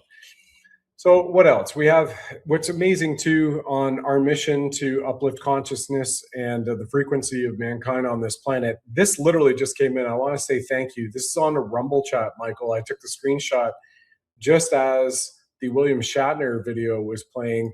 And it happens to be both of our clients who are right here saying, you know what, thanks to X39 and thanks to X49, here are my incredible results. So this is right now taken in the Rumble chat as the LifeWave lovers, Nisitsi and Kara Buoko, up on the screen. So Nisitsi says, hi, you two are great. I wear X39 every day. Thanks, Michael Jago. Thank you. And then right below that, Kara Buoko saying, have been wearing X39, X49 Aeon for over 2 years now. This is an incredible customer. Our team in Quebec says it has saved my life. And said, I still have a mutated gene to repair, and that will come very soon. Freaking amazing. And that's what it's all about too, which drives us in getting these incredible results. Again, here from Rumble chat, Mad Lady 222 says, I can attest to the patch. I've worn it for 2 years. I've lost 30 pounds. I have dark hair growing back under the silver hair. I'm 46 years old. Karaboko even said, nice. And Karaboko said, it has saved me from strokes. So from having strokes. And that, again, is live in Rumble chats from our previous shows, this show, other shows right now. And Karaboko even said, I canceled all my subscriptions to make this happen for X39 and others like the Aeon patch. And this is what it's all about, people. And she even said in her own words, I was prone to strokes, had two already. I'm now free of that. My cognitive skills have improved massively. No more allergies. And the list goes on and on and on. Michael, this is just related to the patches. We're not talking about water machine anymore. Going back to the patch, what could you convey that we can continue to keep out here for people, why they should start with X39 and maybe add the X49, the dynamic duo, as far as I'm concerned? Yeah, both of them are, powering up your stem cells, and the X39 is the mother of all patches. X49 is going to start to work on your cardiovascular areas a little bit more. So that all the patches, are designed with the different frequencies to help different areas of your body already. So I recommend that you're already on the patches when you get the water machine. Now you could do the water machine, of course, without any patches, but from everyone that I've seen, they're already on the patches and they use the water machine and they get incredible results. We'll see. I'm sure there's going to be people that are not using patches. They go on the water machine. I'm sure we'll still get great results for those people. But I would say it will be a massive boost if you're already on X39 and perhaps X49 and Celergize and Eon. So those will be my top picks, initially. And then you can go into glutathione patch and, silent night patch if you need a little bit of extra sleep. So there's lots of different patches to get you through different things. A lot of people are using carnosine patches and basically turning around eyesight problems and so forth. So many, and I use it for, I was having like crazy arthritic type stuff going on with my wrist and stuff. It was getting really bad, and the carnosine basically turned it around. So I use carnosine for different things. I don't I don't really have the problems that a 65 normally has. And I see myself going forward in life and getting even better the longer that I use the patches. So the patches are something you want to be on for a long period of time.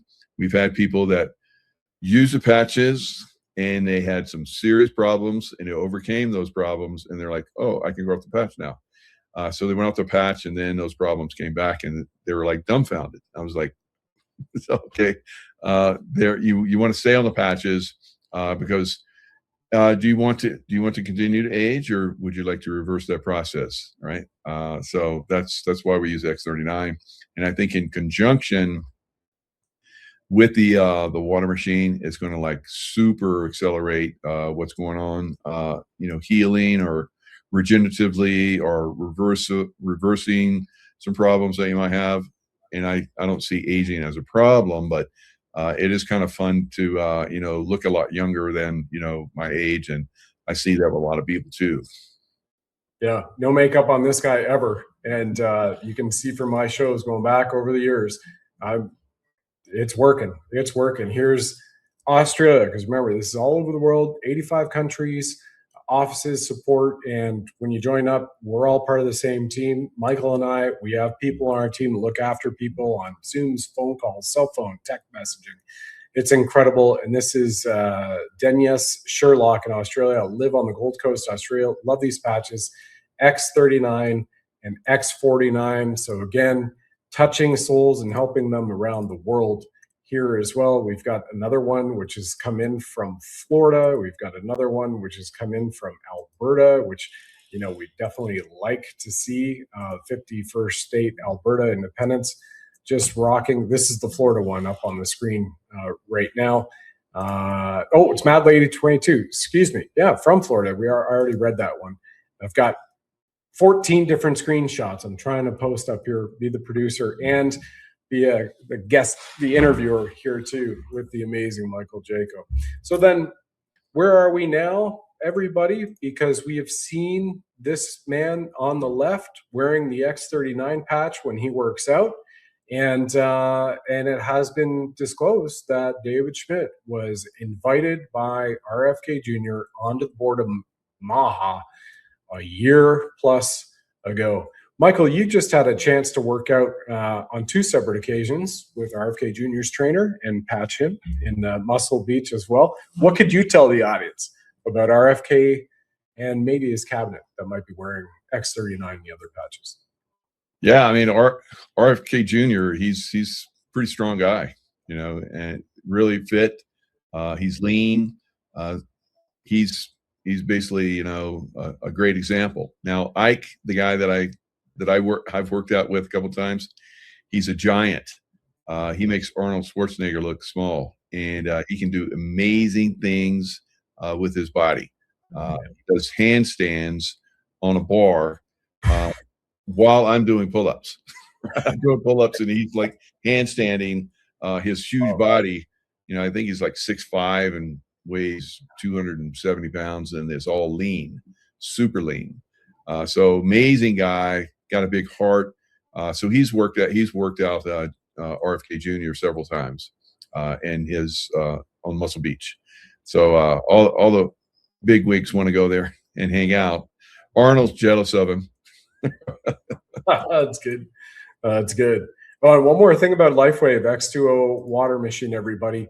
Any water you can put into it, it will filter. We've had comments in the Rumble chat about people at the water that comes from your town is disgusting. It will filter it all out, and then it will change it. Once again, you're infusing strands of light into your water. So you are literally changing the elemental construct of the water and drinking liquid light. As far as I'm concerned, that's like water from heaven. And prove me wrong to try to find anything that could come close to that. Plus, the 3 studies we referenced where 100% of the people had effects in a positive way within 15 seconds on average. Yep. Very, very quick. I had it within less than 15. I had it within 2-3 seconds, and I still have great results. But, people are going to try this, they're going to get their great results, and they're going to talk about it. And so many people are going to want those machines. It's the technology of the future.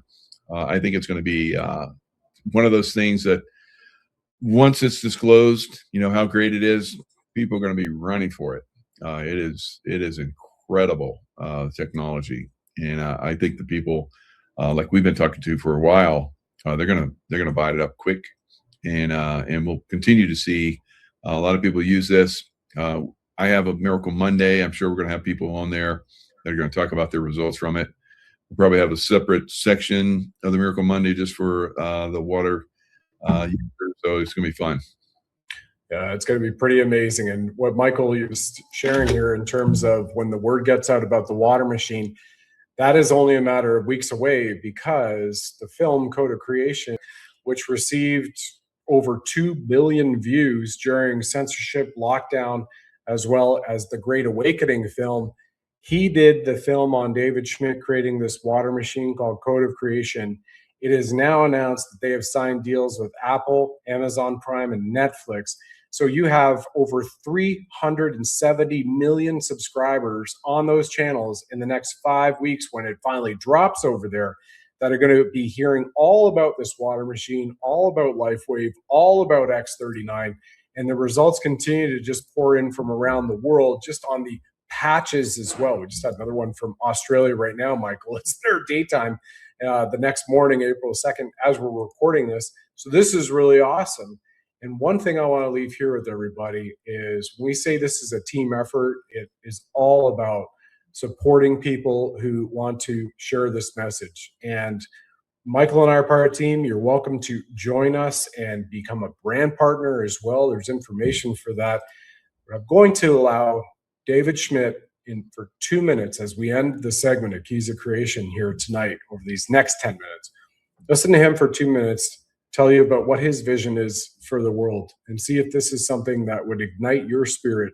If you're entrepreneurial, or you're a light worker and you want to share these technologies with your community and the planet for change in this ascension period of time. Here's David in his own words and his mission to heal the world. And here is that testimonial, the LifeWave love from the Aussie. Says, yes, nearly 2 years and results are amazing in Aussie land, to definitely want to get the water machine. That's on Rumble right now, and also just posted on Rumble. Hoop Dude, currently on 2 months into X39, a major throat issue has disappeared, and puts in brackets, serious problem swallowing food. The scars from accidents in life are disappearing, from BC, Canada. Miracles, in my opinion, Michael. Miracles. Yeah. And, they're going to continue because, like you said, David Schmidt has, 20 years worth of, new products that are in the pipeline. So it's a great company to be involved with on any level. And I love, getting people involved with the product and then sharing it. So it is, we have a great team. We have amazing people on our team. We'd love to have as many people who want to join us as want. We'll be able to accommodate you because we have a great team, and this team is, building big. Yep, and we are on a mission to help 1 billion souls in the world, and it's all possible because we've envisioned it. It's already done, and we're just bringing it forward right now, Michael and I and other members of our team. And by the way, everybody, this is the #1 customer acquisition team on the planet for LifeWave. So this isn't something that is maybe we're going to do it one time. We're talking about what Michael's leadership has led it to the #1 on the planet, and not just for 1 year or 2 years, for 3 freaking years. So here is going to go to another year. We're going to take it to a massive level to help people for the betterment of their communities, their families, and whatnot. And again, it's like Star Trek technology as far as I'm concerned, which we all get to use right now. So, Mike, any final comments over the next few minutes here for everybody, or stories to relate? Yeah, I mean, the compensation plan 2.0 that just came out is phenomenal. We have trips LifeWave puts out every year. I've gone to all of them in the last several years. It's been great, meeting with people and having these great experiences. The next one is in Hawaii. Now, when the Compensation 2.0 came out, a lot more people at a very early stage are able to get compensation. And this was by design because David is brilliant and he always takes things to the next level. So when within our organization, we basically advanced so many people that you, Brad, did really well as well. But I'm at the very top, and the next group down is almost 2 times less than our group I excelled to win this trip. Now, what was the major thing? People in our organization advanced and started earning. So we had more unbelievable people that advanced and started earning income.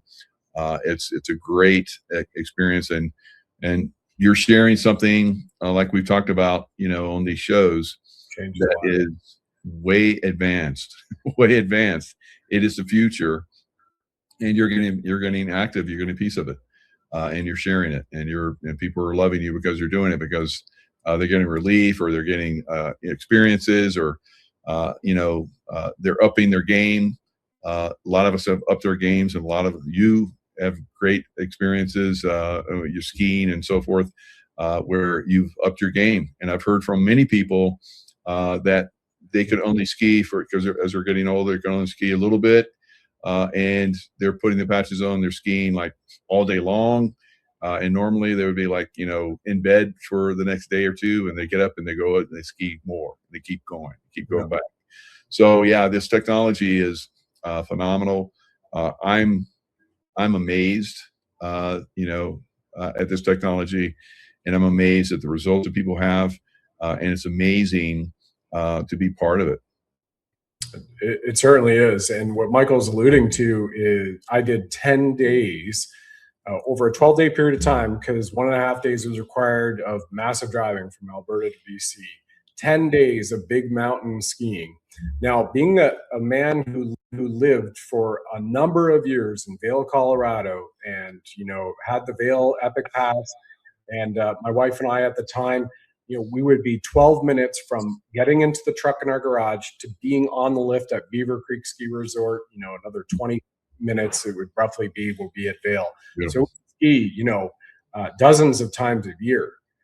But I'm talking about big mountain skiing, like Fernie, where I used to live as well in British Columbia, known as the Powder Highway, Fernie, BC, to Revelstoke, which is the #1 resort in North America in terms of snow.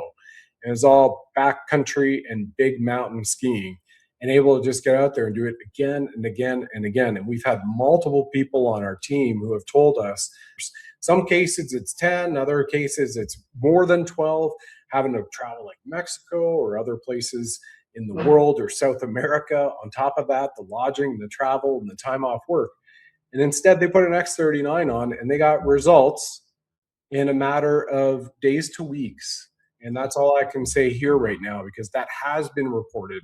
We're just sharing that, but we can't go into any other details beyond that. So it's pretty incredible, right? So that's why I call it a second lease on life. And since we've had a lot of Canadians here who are curious about the governor, our good friend Norman Traversy, here's what he says about X39. He said, by day 2 with X39, I was running upstairs for the first time since the 20th century.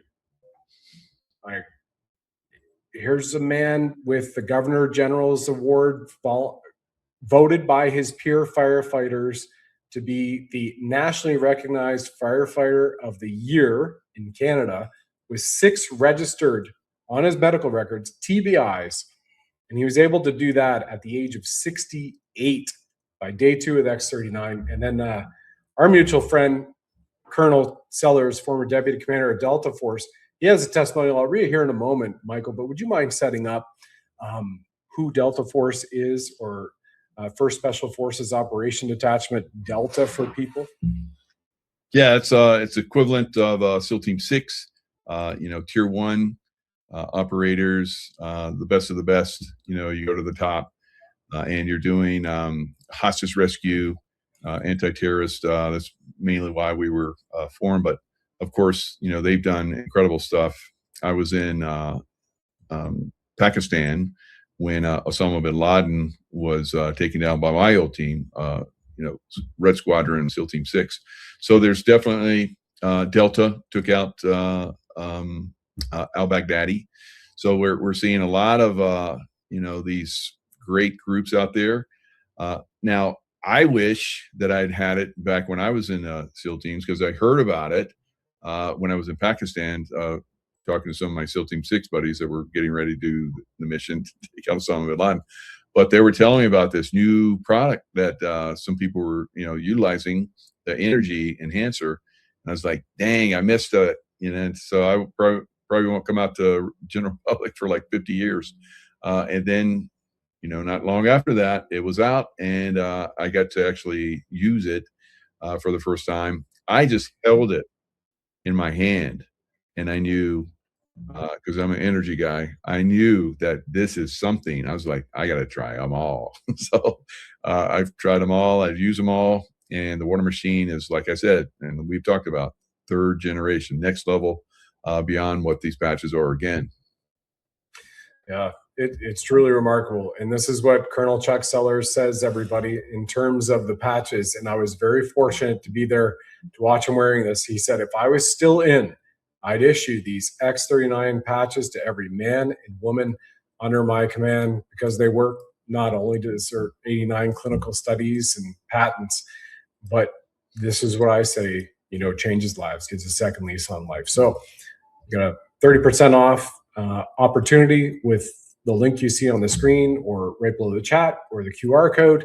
And that's 100% money back guarantee, because we want people to enjoy it.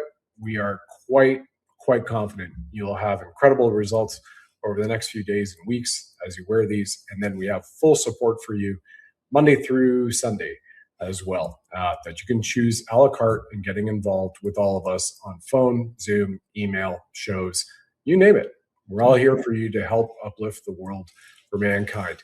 Michael, do you think the Super Soldier program is leveraging these technologies? Oh yeah, beyond belief. So like we talked about, they have the frequency technology. They understand the frequency technology. It's in their gear. It's in their consciousness. It's on a way different level. And humanity is going to reach that level, I believe, fairly soon. Yeah, great way to uplift your consciousness too. Well, that's it for now, everyone. Thank you so much for Keys of Creation with the amazing man, Michael Jaco here, an incredible veteran. These patches help veterans, law enforcement officers. We have many, many, many success stories with that alone. And you are on the precipice of being able to start drinking a water that could literally change your body within minutes. Because again, those new early age studies we had just shared with you show the X2O light activated water may impact your heart rate, blood flow, energy signals, and even how your cells function almost immediately, and all for the better. So we're talking measurable shifts across multiple systems in your body, not days later, weeks later, but Donald Trump from the tall one with Melania is back at the Space Force base in Greenland, and we have an obvious fake in the White House. Now I put out photographs showing that this Trump we're seeing is shorter than the real one, the one who appeared at the NATO meeting. They've even trotted out an obviously fake Melania, but it's his actions and words that make it very clear that he is basically, according to the evidence I have, he's working for Jean-Michel de Rothschild, whoever is pretending to be Trump right now in the White House. Now, some evidence for this is that on July 2nd, President Macron of France, who is basically a spokesperson for Jean-Michel de Rothschild, had the first phone call with Vladimir Putin since 2022. And when he was asked, this was on July 2nd, when he was asked why they had this phone call now. He said it's because there's been a new regime in Washington. So he didn't do it in January when there was a new regime. He did it in July. Okay, and this Trump, as we know, went against the complete wishes of the American people by attacking Iran. And I talked to the Russian FSB about the situation, and their analysis is quite interesting. But basically, what they're saying is that the new regime in the United States has made a complete shift to the Middle East. They've forgotten about their Asia pivot. They've announced they're no longer going to send weapons to Ukraine. And the Ukrainian authorities and the Russians are also saying most of those weapons weren't going to Ukraine anyway. They're going to the Middle East or Africa or whatever. So the arms bazaar is just going through Azerbaijan now, is what I'm hearing.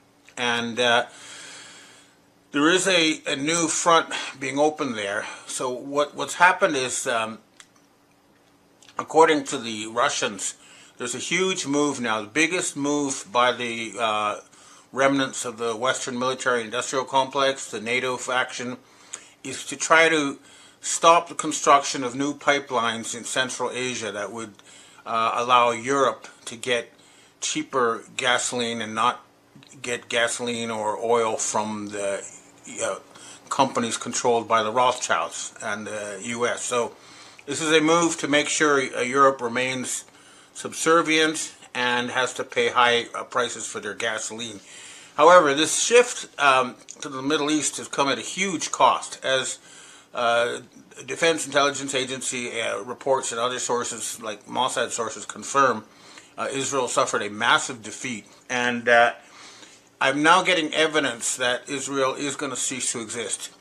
There was an announcement in Israel that they were going to annex the West Bank. Okay, for a lot of people say, "Oh no, well that's horrible." But if they formally annex it, that means all the Palestinians there will become Israeli or Judea citizens and have voting rights and stuff. So it would be, in essence, a move to create a multi-ethnic state of Judea, which is what's happening. Now, getting back to the United States, another sign that Rothschild has reasserted control is that they're passing this big, beautiful bill, which is essentially a massive bribery bill that uses debt or debt slavery to tax the American people and pay the ultra wealthy. That's what it really boils down to, because right now the United States is paying more on interest than they're paying for their defense budget. This is paying money to unelected bankers who created debt out of nothing. Literally, it is debt slavery. So the United States is paying more. The American people are paying more to these bankers for money created out of nothing than they're paying for their own defense. And this is not going to end very well. The BRICS, who now control way more of the world economy by far than the G7, have decided to start up their own future planning agency. Unfortunately, the West has not yet gotten behind that ball. However, there are signs of big change, and this recent Rothschild power grab in the U.S. is not going to end well for various reasons. For one thing, I noticed that Carney, Prime Minister Mark Carney in Canada, there are signs that he is taking control of the Bank of Canada back to the Canadian people, because they're announcing mega projects like they're going to build huge pipelines so they can send their oil to Asia and not be dependent on just the U.S. And the other sign is they're carrying out massive housing construction. In other words, mega projects that aren't funded by debt or taxes. So it's a sign that change is happening. And also we noticed that in the UK that the blackmailed pedophile Keir Starmer is facing a revolt, and my sources tell me he won't last past the summer. So that's a good sign. So Macron is losing He's going to lose Canada and the UK, and then in France, of course. But the fact is that their economy is going down the drain, and I don't think they're going to be able to do much about it. Now, the other thing, of course, that we need to address is this whole Epstein business, because Elon Musk is once again calling for the Epstein files to be released after this big, beautiful debt slavery bill was passed, and this comes as there is an attempt to whitewash the P. Diddy trial and the Epstein trial. Now, it turns out that the prosecutors in both those cases is the daughter of former FBI chief Comey, and even though they're whitewashing, if you watch this clip here from a Texas lawyer, you'll see what I mean. The biggest secret in the entertainment industry that really wasn't a secret at all has finally been revealed to the world. The wall of silence has now been broken, and victims are coming forward. Our team has had at this point more than 3,285 individuals contact us with people claiming to have been victimized by Sean Combs.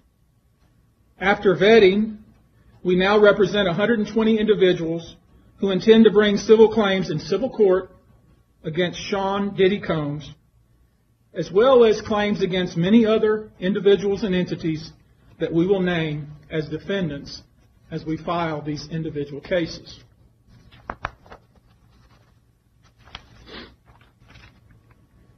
And you should know, to the extent the clients feel comfortable, we also intend to make these individuals available to the authorities, specifically to the FBI. And you should also know a few of them have already been spoken to by the FBI. Now, before we discuss the nature of the claims and claimants themselves, let me comment on the large volume of calls we have received since our first announcement. Even before the indictment of Sean Combs, we had received a small volume of calls and had screened a handful of cases. After the indictment of Sean Combs and the announcement that we were pursuing these claims, the floodgates opened. People who wouldn't otherwise, for a variety of reasons, are now stepping forward to make their voices heard and to pursue justice. But no, most of these people are scared. They fear backlash in their communities. They fear backlash in their own families. They are afraid of retaliation from the perpetrators and their associates. They are rightly afraid for their own personal safety. I expect that through this process, many powerful people will be exposed. Many dirty secrets will be revealed. We know what we are potentially up against. And as is always the case in situations like this, when a celebrity is involved, people can be downright mean and nasty. You would be shocked at the length fans will go, no matter the evidence to the contrary, to defend celebrities they love. I mean, there's a reason for this word fans. They're fanatics. I've personally already been threatened multiple times on social media. And when I agreed to pursue this, I expected as much. This isn't my first rodeo. But victims who step forward to have their voices heard should not be subjected to that kind of conduct. They should not be targeted. I want to say this, and I want to be clear about it. Although we are vetting each call as stringently as we can, I always start with a mindset that I believe victims. I believe victims because I understand the tremendous courage it takes to step forward. So if you're watching this, please hear me. If you're out there and you have been victimized, you are not alone. What this is a sign of is that no matter how much they try to cover it up from the top, there's all this pressure, all these different lawsuits and whistleblowers coming out. There's no way they're going to be able to keep their whole pedophile blackmail thing going much longer. And the other big thing that's happened is it looks very much like Japan has declared independence from the Zionists or the Khazarian mafia. In this clip here, you can see former Prime Minister Hatoyama talking about removing all U.S. military bases from Japan. And this, no politician in the past would have gotten away with saying that, but he did, and it is happening. The American military tell me that from a military point of view, they shouldn't be in Japan. It's not a tenable position. They'd rather have bases further away from the Chinese mainland that they could defend from Chinese missiles in the case of a real war. But the Russians tell me in any case the Americans have evacuated a lot of their Navy and all their anti-aircraft weapons from Japan and Taiwan, and they wasted them in this failed war against Iran. So basically China can now do whatever they want in East Asia, and I don't, and fortunately they're working with the U.S. military white hats, and it's not going to be such a bad situation. But the real problem remains the United States, where you still have blackmailed and bribed pedophiles in charge, working for Israel and not for the United States, and we have an obviously fake Trump in power now. So this is where the struggle is going to be. There are a lot of military white hats who are aware of this, and there is a kind of a revolt in the U.S. military. It's becoming fragmented. U.S. Central Command managed to work with the Rothschilds for the big power grab and push this big war against Iran, but it blew up in their faces. Now, another thing that's come up, which I thought was very interesting, is that the whole justification for this attack on Iran came from a software called Mosaic that was used by the International Atomic Energy Association that ran a simulation that proved that Iran was making nuclear weapons. In other words, they didn't actually go there. They just ran a computer simulation to create an excuse. And this Mosaic is owned by Palantir. That's right, Peter Thiel's company. That's now getting data on all Americans to enforce kind of a system of modern tech slavery. So all these dots are connecting. We're seeing these oligarchs doubling up, trying very hard to maintain control, arrest people, bribe people, but the drain is they're circling the drain. They don't control real world economics. This has been made very obvious with the Trump tariffs. They've tried to suppress the news, but the fact is that thanks to the tariffs, the U.S. trade deficit has increased because a lot of people have decided to stop buying American stuff. And the revenue from the tariffs is not anywhere near what is needed to pay for the U.S. Deficit. So, again, I repeat, the Dragon family has an offer on the table with an initial $100 trillion tranche of money to help rebuild the U.S. economy. And this is not debt, okay? You don't have to pay it back. It's credit. It means you get it, you spend it on bridges and roads and schools and infrastructure and whatever else you want, and you don't have to pay it back. Whereas the big, beautiful bill is just, as Ron Paul says, it's an inflation tax on Americans because they create this money out of nowhere. They give it to their military contractors and their bribed politicians. And where does that money come from? At the end of the day, it's taken from the average American people. So it is a debt slavery bill. I don't think this is going to last long, but we're definitely in a major counter-offensive by the cabal, and it is centered around Jean-Michel de Rothschild. He's a person of interest.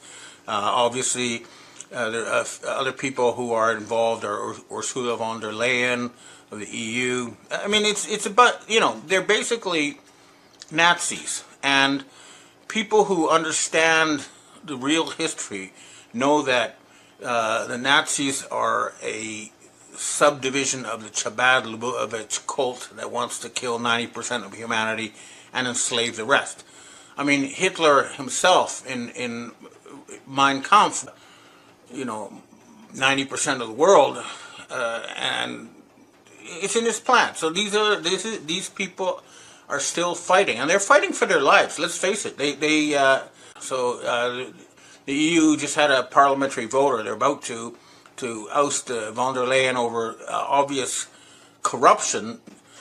It's probably going to continue throughout the summer because everyone else is on holiday, but I just don't see it ending well in any way for that. And I just don't see Jean-Michel Rothschild staying in power much longer because there is a huge majority of people who are completely aware of the criminal nature of the governments in the West. And this is especially true in the military. And it is happening on many levels, on grassroots levels, and it's happening in Israel as the Israeli people, wake up to the fact that they just suffered another Holocaust thanks to Benjamin Netanyahu. I mean, the reports are it could be as many as 500,000 Israelis dead due to the Iranian attacks. That would be out of 7 million, that's 1 out of 14 people. That's huge, and that's some. And they've run out of weapons. They've run out of missiles, and they're trying to up the ante by bribing Turkish President Recep Erdogan with promises of an expanded empire, Ottoman Empire in Azerbaijan, and trying to get some sort of Russian-Turkish thing going on there. So the Russians are on the case, and I think Erdogan is smart enough to understand that he would lose any war with Russia, and it would be very stupid to work for the Israelis and the Zionists, because his own people will not put up with it, despite talks about, they can go ahead and expand their Ottoman Empire, but they don't have to do it by working for Satanists. They can do it, more peacefully in a friendly manner with Russia. So again, it is looking pretty grim right now overall, but I look at this as a sort of a battle of the Bulge offensive by the Khazarian mafia, and the numbers mean they're going to lose. Let's just think about it. In Western Europe, they could not hold out against Russia for more than 2-3 weeks maximum.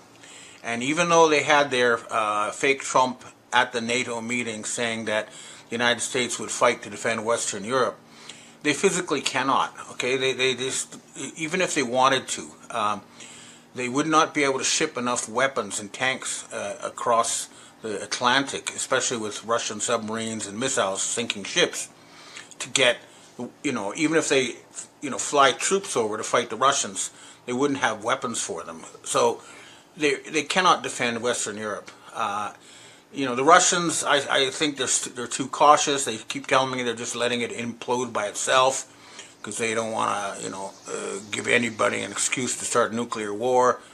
Okay, but I think that, they could just order government change in France and Germany at this point without having to actually carry out warfare. But again, we're watching an end game. There can be no doubt about it, and this is not going to end well. But I repeat, many countries, Canada, now soon the UK, Japan, they're leaving the Khazarian fold, which means we're really down to a small rump of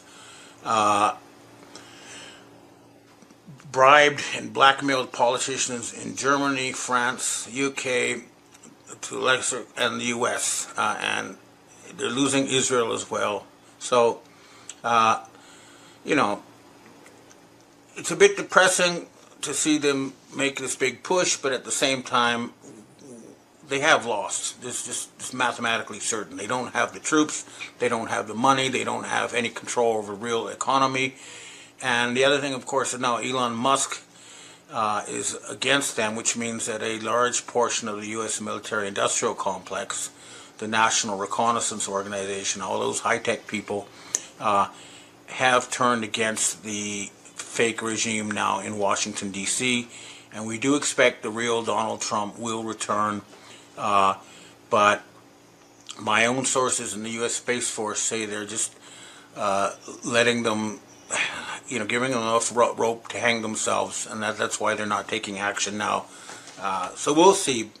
But that's sort of the situation. We're in the midst of an offensive that will fail, but in the meantime, DC, they're still trying to cover up the pedophiles. They're still trying to continue their debt slavery system, and they're still trying to start World War III. But I know that sane minds in the military-industrial complex are not going to let them do that, and I'm hoping that they will wake up to the fact that this dragon family offers offers a way out of debt slavery without a catastrophic collapse of the U.S. economy. So they need to take this seriously because it's real. Okay, well, that's what I have to say for myself today. Now I'd like to answer questions from readers and viewers. Hi, Ben. We have our first question for today. Is it possible the fake Trump being seen over in Europe and on the news is a security body double being used by the real Trump? Is it possible that the real Trump does have his own body doubles that he uses, just like the fake Trumps? The real Trump does have body doubles that he uses for high-risk occasions. This is sure. But if you look at past statements from the real Trump about Iran, for example, he repeatedly tweeted that, Obama was trying to start a war with Iran and we should never do that. And to see this one, promoting war with Iran against the will of the military shows that the one that appeared at the NATO meeting and promoted the attack on Iran was not an avatar for the real Trump. Next question. Hi, Ben. About South Korea, the Zionist candidate Kim Moon-soo, a close friend of Jeong Kwang-hun, a mentally insane Protestant leader, was defeated recently. The American military commander in South Korea endorsed him. Does this kind of explain that the U.S. military force in South Korea is a Zionist entity? Oh yeah, I mean, South Korea was always been a U.S. military colony, but the fact that South Korea, Japan, Australia, all these countries refused to go to the NATO meeting is a sign that something has clicked here, and I believe the U.S. military in East Asia is not on the same page as the Central Command. They're very upset that their power has been wasted on this Iran campaign, but they understand that they're going to have to, come to a new arrangement in East Asia, and this will be one that will allow the United States to continue to have a role in the region, but in a more sane and friendly manner. So instead of constant warmongering, it'd be more, nation building. But I understand that North Korea and South Korea will now once again move towards merging into a, reunifying, and I don't think the U.S. will stop that, even if they want to. But yeah, I mean, the government in South Korea is presiding over the biggest population drop in that nation's history, and it's not working for the Korean people. When they have the lowest birth rate on earth, and when a woman does not feel safe having children, that shows there's something wrong with society. Next question. Hi, Ben. I know you touched on this briefly already, but do you think the big, beautiful bill will end up being rescinded when the real Trump gets back in office? And regardless of that, what do you think this means for everyday average Americans? For everyday average Americans, it means more inflation and more debt, and it'll mean an increase in the wealth of the top 0.1% and a decrease in the wealth of the 99%. And I think the real Trump will agree to the Dragon family plan, which would mean a complete, a jubilee, cancellation of all debt, public and private, and then infusion of huge amounts of money without it's not debt money to rebuild America and really make it great again. And I think that's what the real Trump will support, because we all want to make America great again. The whole world does. It's like watching a good friend, suffering a mental breakdown and become homeless, and then nobody wants that. Next question. Ben, we have our last question for today. What about all the ICE deportations? Is this the real Trump or the fake Trump behind this? The real Trump, did take big action against criminals, and a lot of known criminals were deported, and the result has been a huge drop in the crime rate across the U.S. But recently, I'm getting reports of deportations of useful people, like farm workers and dishwashers and stuff like that, and that's a sign that, again, something has clicked, something has changed. The use of paid mercenaries to start riots across the U.S. and then an attempt to use that as an excuse to have military onto the streets of U.S. cities. Everyone pointed out that these rioters were getting money from Soros and those people, and that trail leads to Rothschild. So suddenly they had to scale back that campaign. But for the first few months, the real Trump did a great job and helped reduce U.S. crime rate by deporting known criminals, and that's a good thing.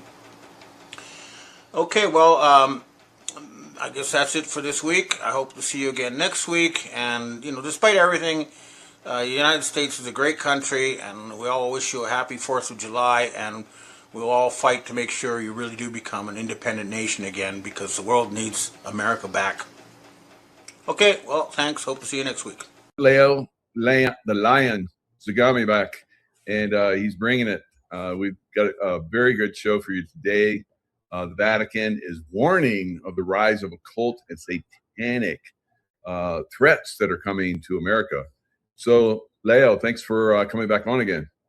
Thank you for having me on. And yes, the warning, of course, is for America, but also for the rest of the world, of course. Here in America, though, we had a very big increase in the number of practicing exorcists in the last few years, which is a bad sign, especially due to what I had envisioned already. You leave people in front of Cyber Satan for too long. That's not a good place to be. Now, it's important to understand that in the month of May, the Vatican will gather an international group of exorcists in Rome. And this year, in fact, the topic is mostly focused on the AI and how the AI is aiding Satanists. And that, as you know, is a topic that I have touched with a few of my books, volume 6.66, volume 7, and volume 9.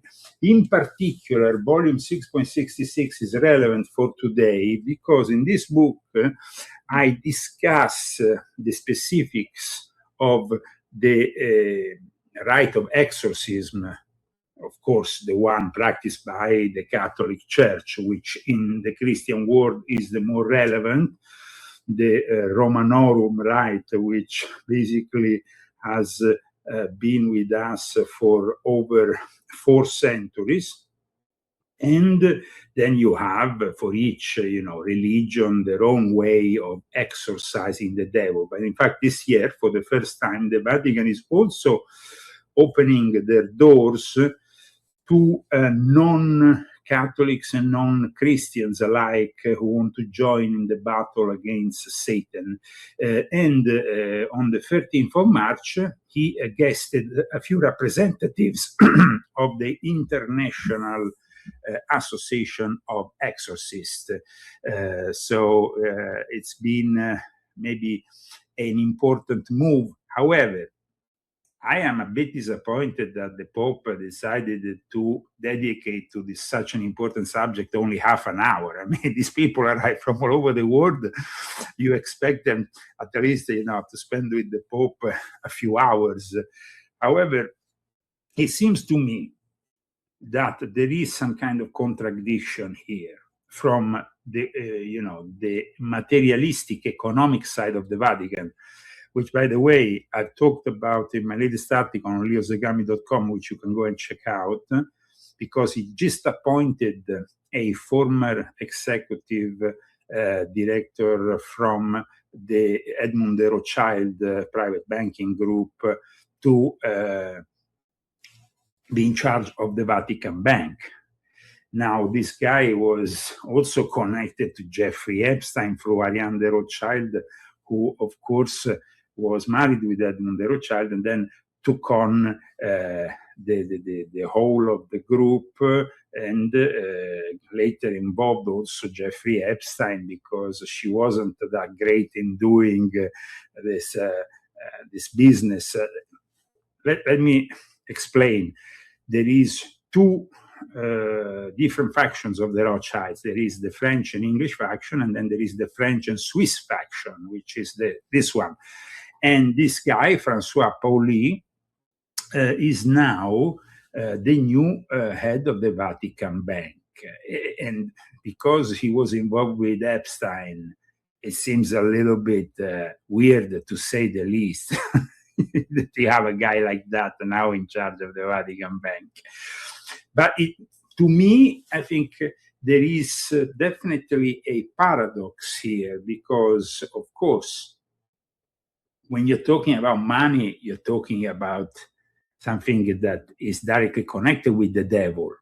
Remember the interview that Steve Bannon made with Epstein? At the end of the interview, he said, "Are you the devil?" Because he was so good with his, business side of things, that the guy was wondering if he was actually the devil himself.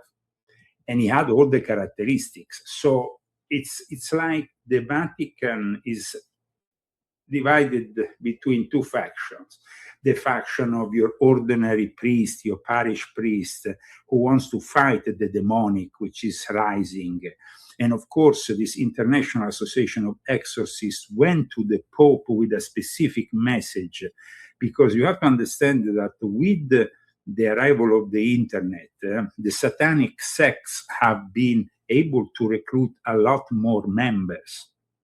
And groups like, for example, the Ordo Templi Orientis of Aleister Crowley, or the Temple of Set of Michael Aquino, or many other New Age oriented sects of more recent. But the exorcists are warning, of course, the Pope that there needs to be at least one or more exorcists for each diocese, because the increase in demand has been astonishing, Michael. And actually, when I say Michael, I say a name which is very dear to the exorcist. The Archangel Michael is, of course, very important. Now, when I was emailing with your wife, she told me she was interested in knowing also regarding the fact that, the exorcists make a point when they exorcise to get the real name of the demon they're fighting.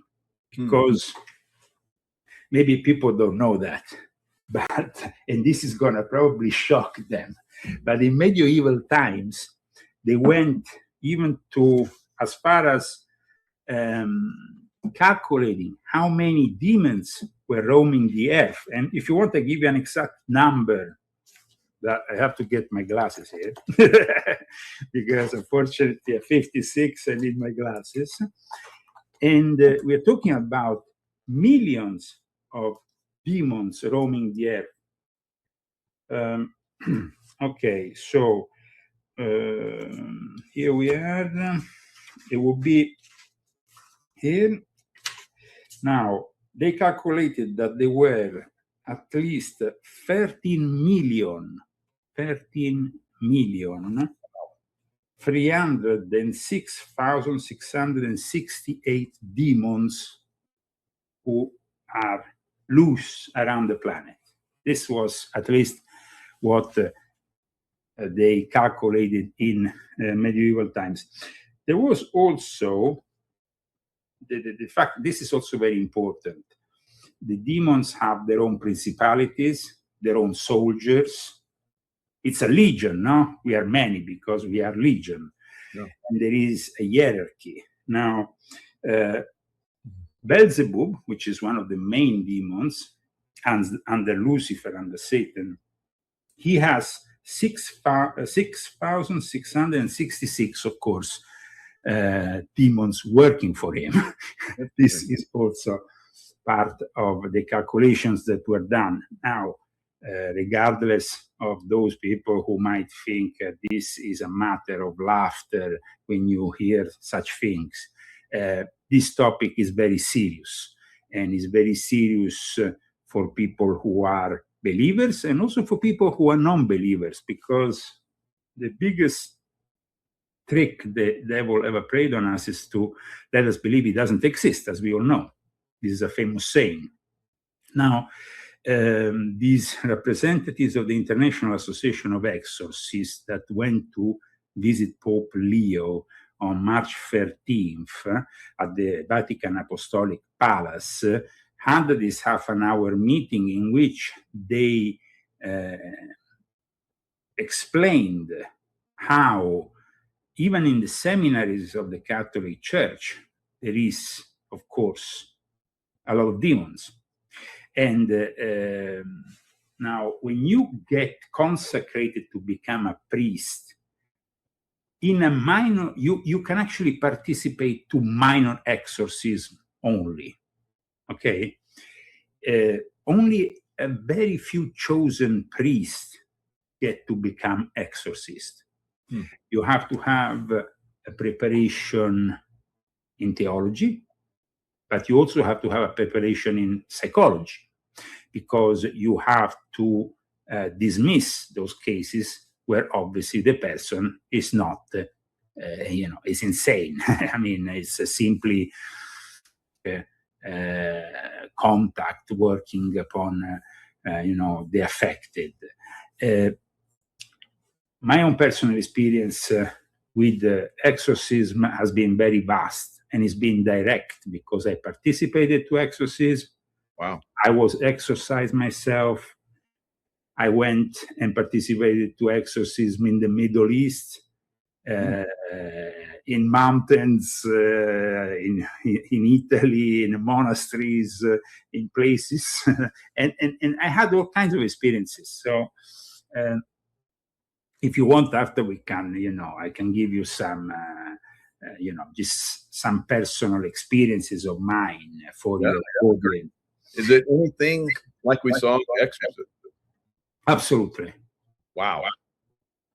Absolutely. It's. I remember once, and this is it's quite incredible because they couldn't find a proper group of exorcists to actually quiet down this guy who was obviously possessed. He was from Africa. He was obviously in Africa. We have voodoo, the roots of voodoo.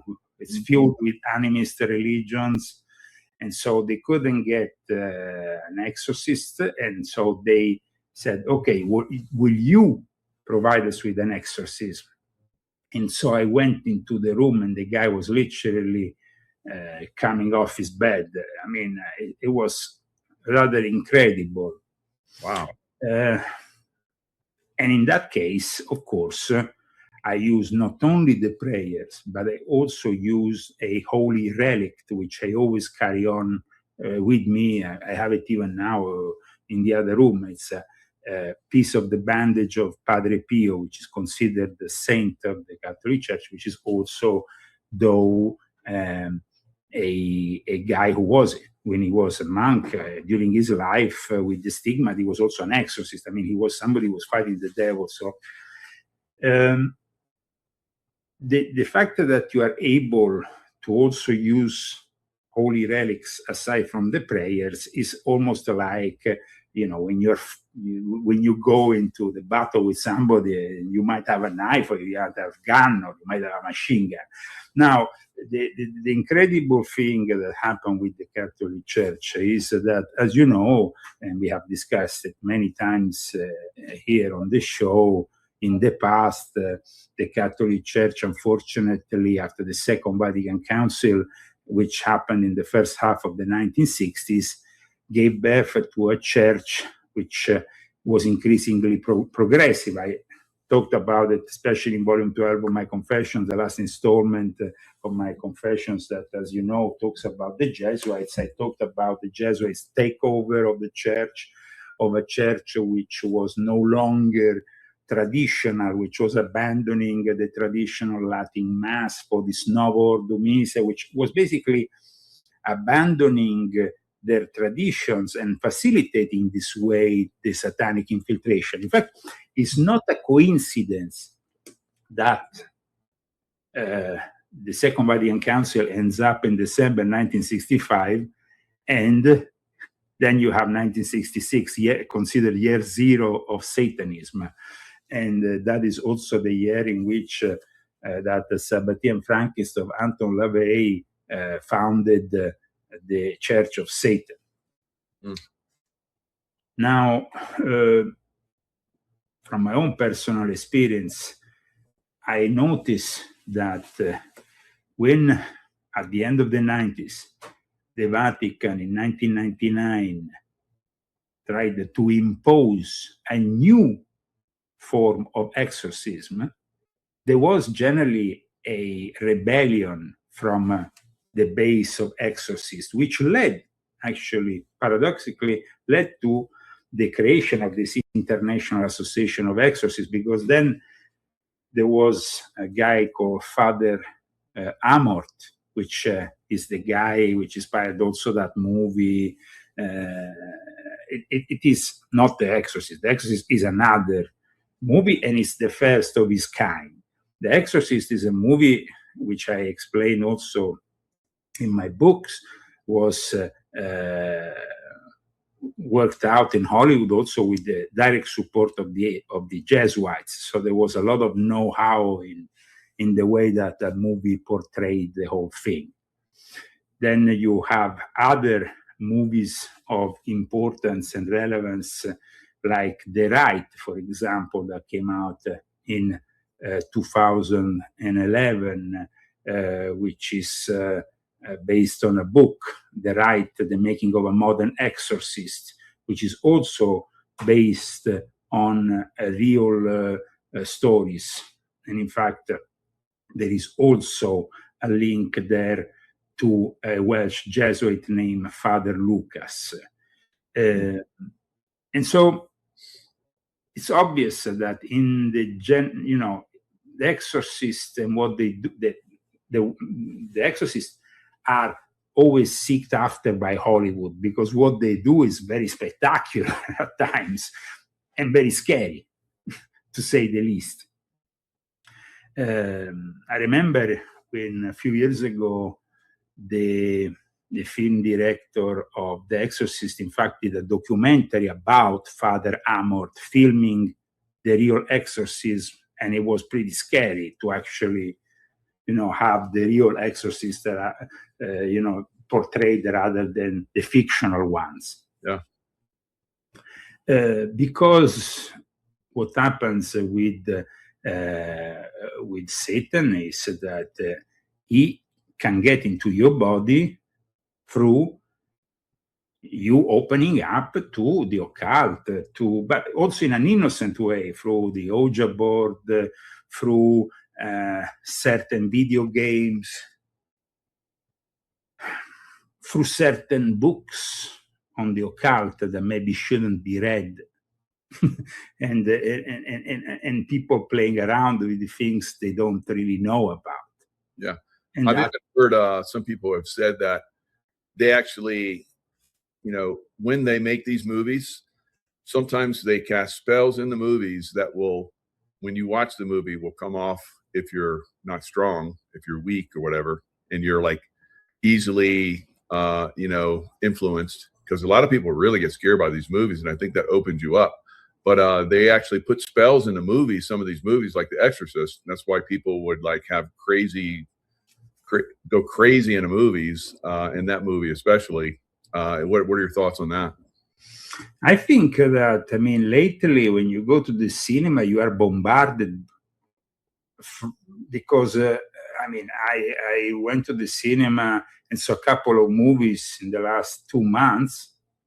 And all I could see in the trailers that were before the movie I chose, which was maybe a more tranquil movie compared to the others, but all the movies, they were all horror movies with evident occult symbolism. So it's almost like today Hollywood produces much more than what happened with The Exorcist. At the time of The Exorcist, yes, you had a few movies around.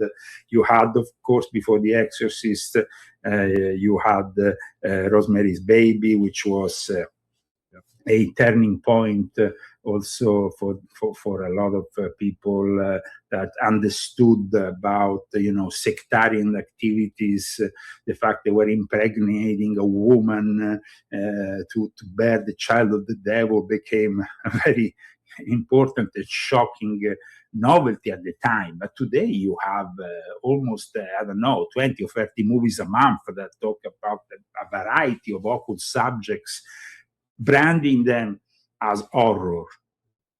So the actual movie, The Exorcist family, Rosemary's Baby, bring that up. She wore that red dress with the white lace at the top. So you had Princess Diana and you had Princess Kate. Both of them wore that dress with their children. It's like, wow, there's like just bringing that in everywhere.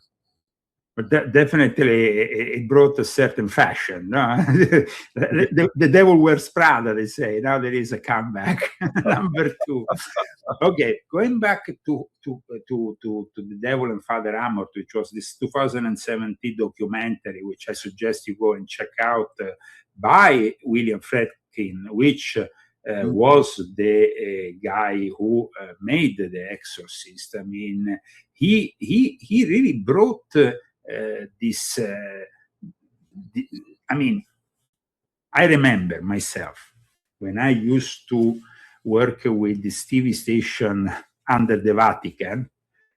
There was one of my cameramen called Gianluca Tacchia, which is actually, a friend since I was very young, because I mean, I started, as you know, with working with the Catholic TV and radio, and my mother was collaborating with the Vatican radio and TV. So I mean, I was in that kind of environment. But I remember one day, Gianluca came back from filming Father Amorth doing an exorcist. We're talking about the 1980s here, so nobody has seen that kind of thing. He literally escaped, came to me and was like shocked. He was like, Leo, you will not believe what I saw. It was like, I couldn't stay there. I couldn't film that. I just left. And I was like, wow. Yeah. So just to give you an example. Now, Russell Crowe participated in a movie, as you know, in 2023, which is called The Pope's Exorcist. And that is actually based on Father Amorth, which I explain in this book, was the guy who opposed this situation of editing and diminishing the power of the exorcism. Because after having changed the various rituals of the Catholic Church based on this Second Vatican Council, the last thing they did in 1999 was to attack the rite of exorcism. And in my book, I explain all the revisions. So explaining the 99 exorcism revision to the layman. And I'm very accurate in this explanation, because I wanted to make people understand this act of sabotage. Because at one point, Father Amorth said, well, what are you giving us here? because we are not going to be able to fight Satan with this kind of ritual. We want to go back to the 1614 ritual. Wow. And that eventually what happened. Now, the Pope just received this group of people who follow into the footsteps of Father Amort, and who will meet up once again, like I said, in the month of May of this year, to discuss and to prepare, because every year in the month, usually in the month of May, they meet up in Rome, around 170, 200 exorcists, to discuss what is happening, to prepare, and maybe amongst them there can be also some laymen or some Christian pastors from other denominations who maybe will also like to join the battle by using those rituals which are in use in the Catholic Church. Now, like I stated earlier, this year, in an unprecedented move, this group of exorcists will actually guest Jewish rabbis, Islamic imam. So it will not be as, I mean, the way you fight Satan and his legion in the Islamic religion is completely different from the Catholic. And the Catholic way of exorcising is itself different from maybe the Coptic or Orthodox way. I was able to assist in the Middle East to Madame Fula's exorcism. Madame Fula and I participated, and I was myself exorcised by her. Madame Fula, regarded by the Coptic Church in Cairo at the time, I'm talking about 2003, as the number one exorcist, was able to do two kinds of exorcism. A minor exorcism, which would be if she saw that you didn't have great problems, okay, that you were not completely possessed by a powerful demon, she will simply measure you and recite a prayer, and then they will fold this measurement done with a piece of cloth will be then folded around the prayer. So that is pretty simple. Then you will have those people, like in that case, it was me, who had received a very powerful curse at the time from a black magician. And so he had launched against me something like 123 demons, I don't know, some big number of demons and so on. I think even more. And so she exercised, and I explained that also, by with dropping liquid lead in a pan of cold water that captures your demon. Wow. Now, it's pretty scary because liquid lead, if it ends up on you, you can imagine, especially on you. So it is a, I mean, when she told me, you, first she decided who she wanted to bring, and it was a kitchen in Cairo. But people were queuing all the way down to the road. Wow. Come to this old lady and the daughter. I remember the daughter had a T-shirt, Army of Jesus. I said, wow. It seemed like in America, in English. So we were in the days in which the situation was pretty unstable in Iraq. They had just blown up a base of Italian Carabinieri in Nasiriyah. So it was like the Middle East was pretty dense at the time. But I saw that even if she was she was Greek and she was working for the Coptic, the local Coptic church, there were Muslims there that will accept the exorcism from this Christian woman. So it was kind of interesting to see that sometimes evil makes us cross all boundaries in a way, you know? Like I stated in regards to the convention that will be held this year in the middle of May in Rome. So the lead was, first she did some purification, cleansing, and then after reciting a few prayers, she put the span on top of my head and she poured the lead. It was incredible what happened after, because literally a demon came in the lead with the horns and it was captured. The image of the demon was in one of, and it was, like I said, hundreds of demons with a big demon. Wow. And the image of the demon actually out of the, because of course liquid lead in water, and it gets immediately very hard. And at that point, she said, we captured him. And I was pretty impressed by this technique, because I had 10 years earlier another exorcism by a Franciscan monk in an Italian monastery. And that, of course, was conducted following the criteria of reciting the prayers from the Romanorum Rite of 1614, blah, blah, blah.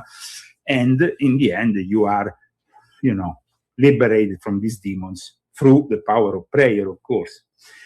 In this case, the power of prayer had also some kind of practical element added to it. Now, I don't know how practical would it be if you had somebody spinning with their head like Linda Blair in The Exorcist and put the finger, because probably that would be a little bit. But another interesting exorcism which I was subject to, because you have to understand, I'm an exorcist because I got trained by other exorcists, but at the same time, because I fought these magical wars within the so-called Illuminati, as I explain in my books, at times I was subject to some really big doses of black magic, which in that case needed some proper exorcism. So I was sent to the city of Konya. And in the city of Konya, there was this exorcist which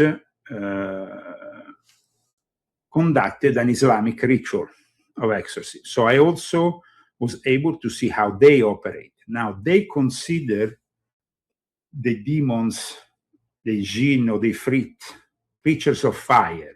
So they need to freeze them in order to exorcise them from you. They recite prayers out of the Quran, around your head, and then they manage to detect how many of these demons, these genies, these ifrit are present. And then they eventually exorcise them.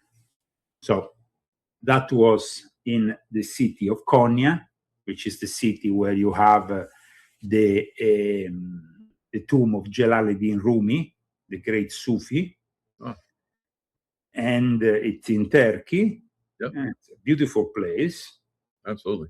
And I was brought to have this purification, let's say, ritual. It was an exorcism, of course. And it was an interesting experience, because they had recognized that at the time I was under attack. I had just started 20 years ago with my Illuminati confessions online. And as soon as I started,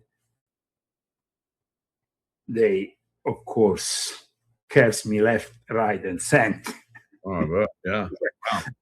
As you can imagine. Mm-hmm. Actually, I think I still have around here the actual picture, a photo I made of the exorcist. If you want, I can go and pick it up for you. Yeah. So, let me see if I can manage to pick it up.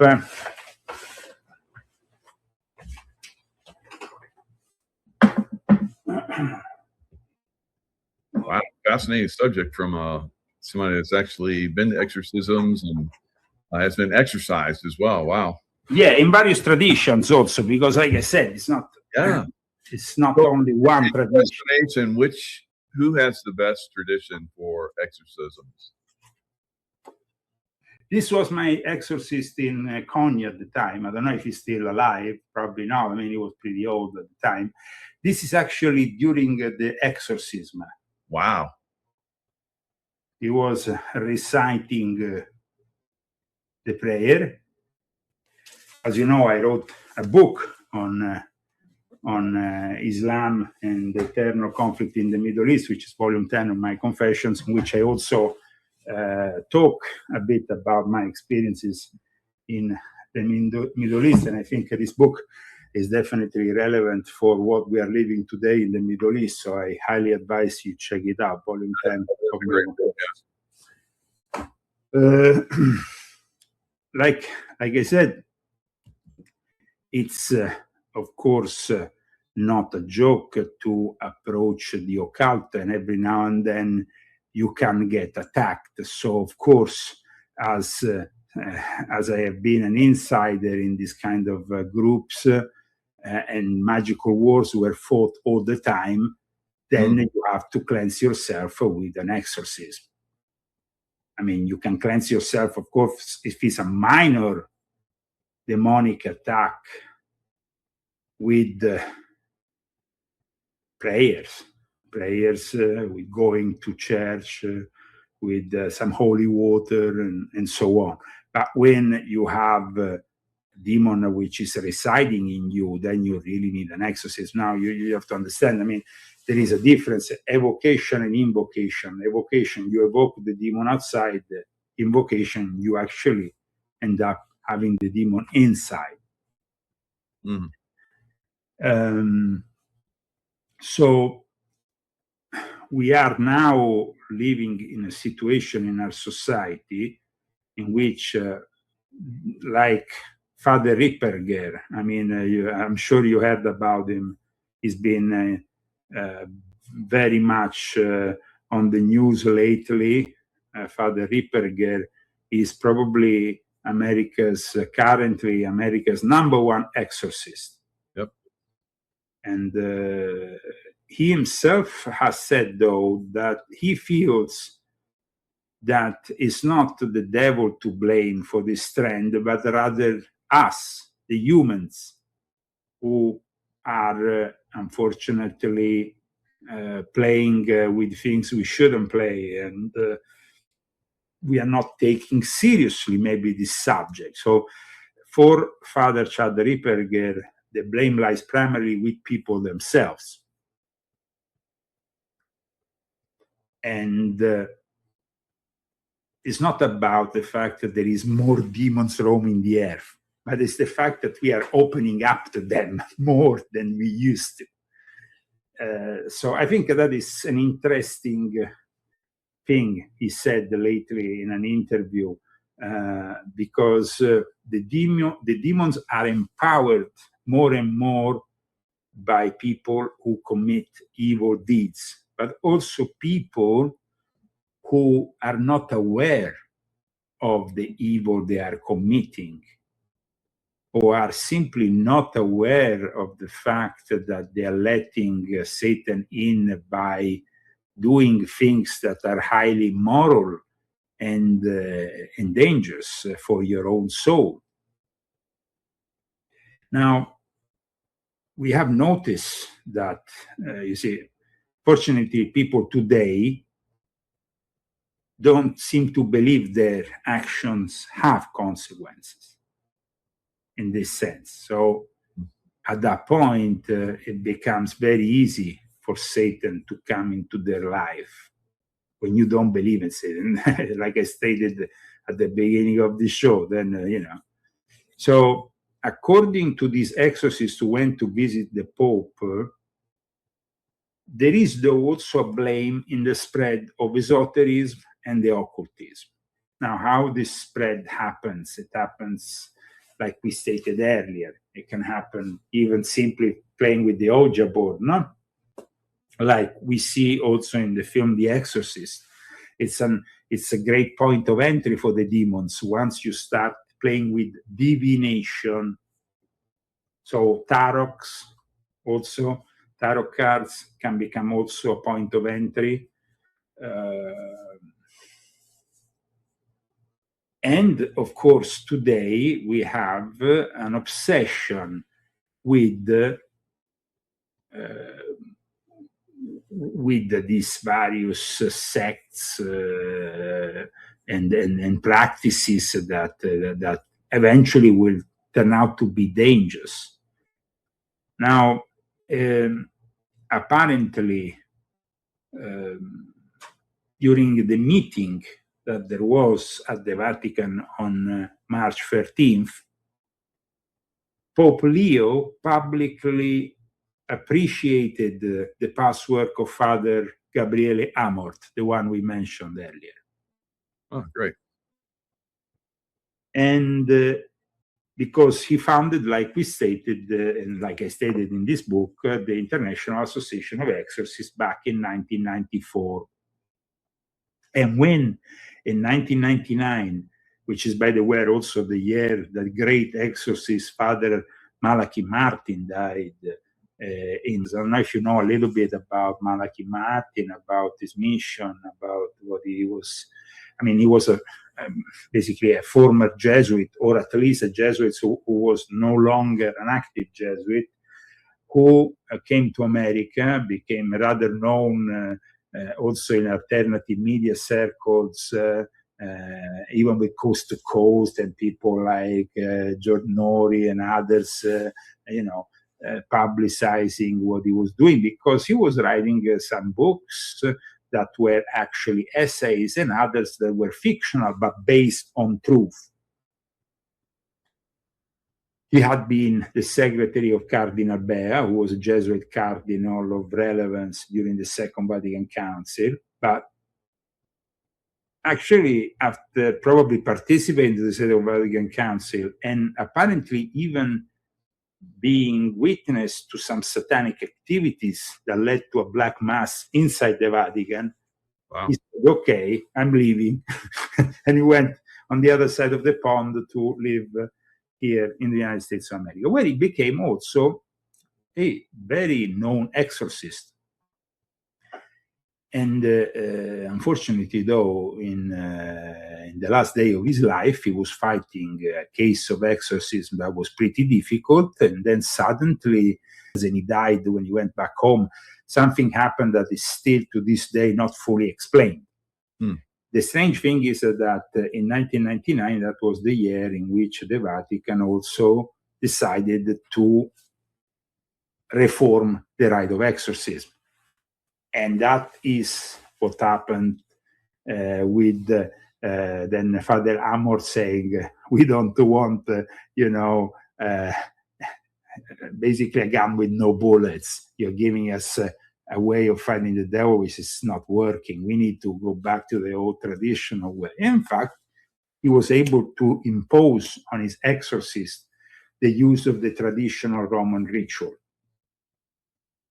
Now, usually the exorcism are performed by someone that wants them. Do priests that are trained in the exorcisms, if they know someone is possessed, can they do a ritual against someone that is possessed without them being aware of it? Is that something that's done? There has been cases in which you can deliver prayers, but those are minor exorcisms. If you are talking about a full-on case of possession, there will not be that kind of approach because it will be obvious to everybody that the person is possessed, and so it needs to be exorcised. Now, we could, of course, force our exorcism on a person who is evidently possessed and out of his mind. In the case when I, for example, delivered that exorcism to that African guy who was literally from Africa and didn't know how to talk Italian, didn't know how to talk, hardly knew how to talk English.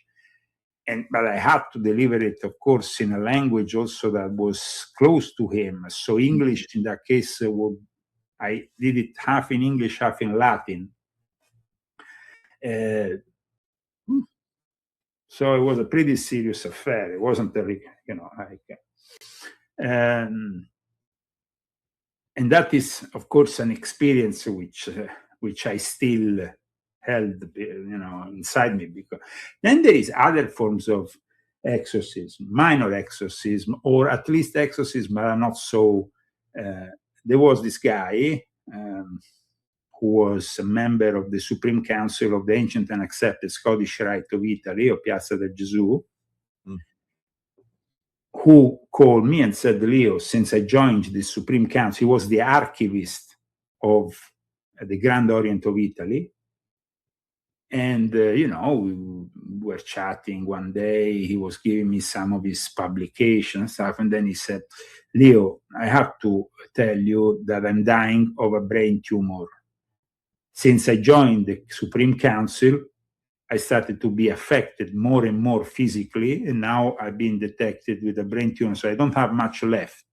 I would like you and an exorcist to come to my home and deliver me from this evil, because definitely he said there must be somebody within the Supreme Council which has affected me with this evil. Wow.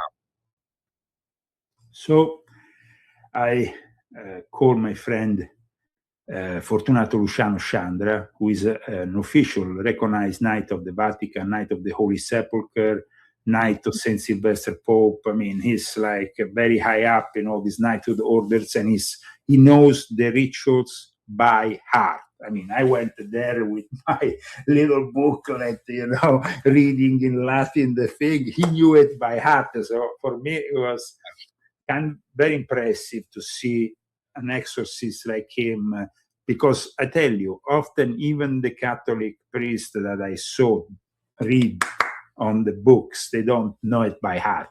This guy knew the Latin ritual by heart. It was amazing. In any case, we conduct the whole ritual, and it was very touching. It was done in a very beautiful way. There wasn't, like in the case of that African guy, he was like lifting off bed, and it was and demonic. It was completely demonic. Incredible. In this case, no. It was simply a guy who wanted to cleanse himself from this demonic element. Now, you have also, I've witnessed in the Jewish ghetto in Rome, Jewish exorcism. Jewish exorcisms are also different. They have developed complex ways for, of course, getting rid of evil spirits. The interesting element in the Jewish exorcism is that they exercise what they call the dibuk, which is basically, in their concept, we are talking here not about a fallen angel, but rather a malicious possessing spirit. That is their concept of a demon that can possess you in the majority of cases. So where you have the jinn, the ifrit in the Islamic tradition, which can be deemed as simply fallen angels, because in fact they are parallel. It's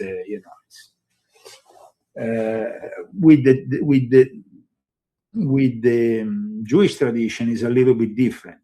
Though we have, for example, I think in the New Testament, the devil is referred 52 times. In the Old Testament, we have a number of demons, including Baal, which have a very relevant anti-God role. Baal is the one, which like Moloch, it's like basically Moloch. The two are interchangeable and more or less parallel. And of course, people sacrifice children to guarantee themselves fertility rights during these fertility rights. However, Baal appeared also in the Epstein files, not linked to anything demonic, but apparently to a bank account, which was, but still, if we go back to what I said earlier, the devil is really the guy who is in charge of the money. So, maybe Baal had something to do with it. Now, some people said there was a misunderstanding of sorts, but clearly the name Baal appears in this email that was released with the Epstein files. And Baal became the protagonist of Iran's anniversary of the Iranian Revolution, because they built this big Baal effigy and burned it with the flag of Israel and America, and they accused the Western world, of course, of doing a war against them on behalf of the devil and Jeffrey Epstein, who was a worshipper of Baal. Now, if we have to be honest, I mean, Jeffrey Epstein was a worshipper of Baal because he was a pedophile, and what he was doing was monstrous, and we don't know still the entirety of it. I mean, we are still searching for bodies in Zorro Ranch, and who knows if they're going to let us find them. But in any case, during the February 2026 rallies that marked the 47th anniversary of the Islamic Revolution, and we were, about to start then this war, which unfortunately is ongoing, they were referring very clearly to Baal, and they adorned Baal with symbols of Israel, photos of Trump, and of course they chanted death to Israel. Now, Iran is a very particular place because Iran apparently has fought Satanism in the last few years. Imagine that there was in 2024, Iran arrested 250 people for Satanism. A satanic network that was caught with symbols of Satan and all the rest within Iran. They were arrested, they even confiscated their cars, they confiscated everything, but apparently it was a big deal, and it came out, the Iranian police announced it, that they arrested 146 men and 115 women who were in an undesirable and obscene condition with emblems, signs, and symbols of Satanism. This is, like I said, in Iran. At the same time, Iran has been claiming, even their official state media, that, of course, there is in act what they define as Zionist sorcery. Now, if we go back to my latest book on Jeffrey Epstein, as you know, I explain the various branches of Zionism, the relationship ultimately with the Sabbatean Frankists, and the Sabbatean Frankists are now being increasingly discussed in relation to Jeffrey Epstein. And I'm glad that I was the first one to write this book to expose such connection, because it's a very important connection. Official commentary about what they defined as the work of occult sciences that was moved by the Zionists.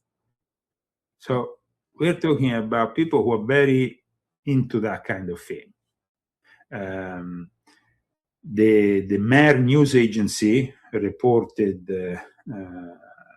at one point in, I think at the beginning of this month, that the confrontation with Israel, and so with America, extends beyond military, cyber, and diplomatic and cognitive fronts.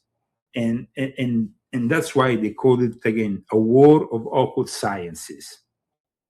And the rhetoric that they are pushing is that the enemy is not simply human, but that these are humans who are mixed with genies.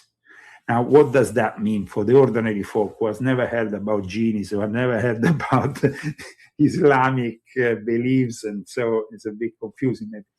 Now, the jinn it's a very particular thing, because a little bit like the angels, you have the angels who are fallen and the one who are not fallen. In the case of the Quran, there is genies who actually converted to Islam. And in fact, if you go to Mecca, there is actually an entire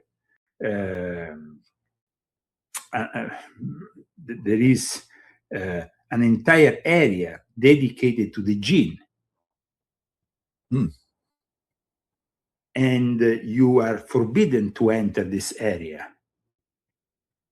So it's kind of rather interesting that they actually claim that this area is this mosque dedicated to the jinn can't be, frequented by humans.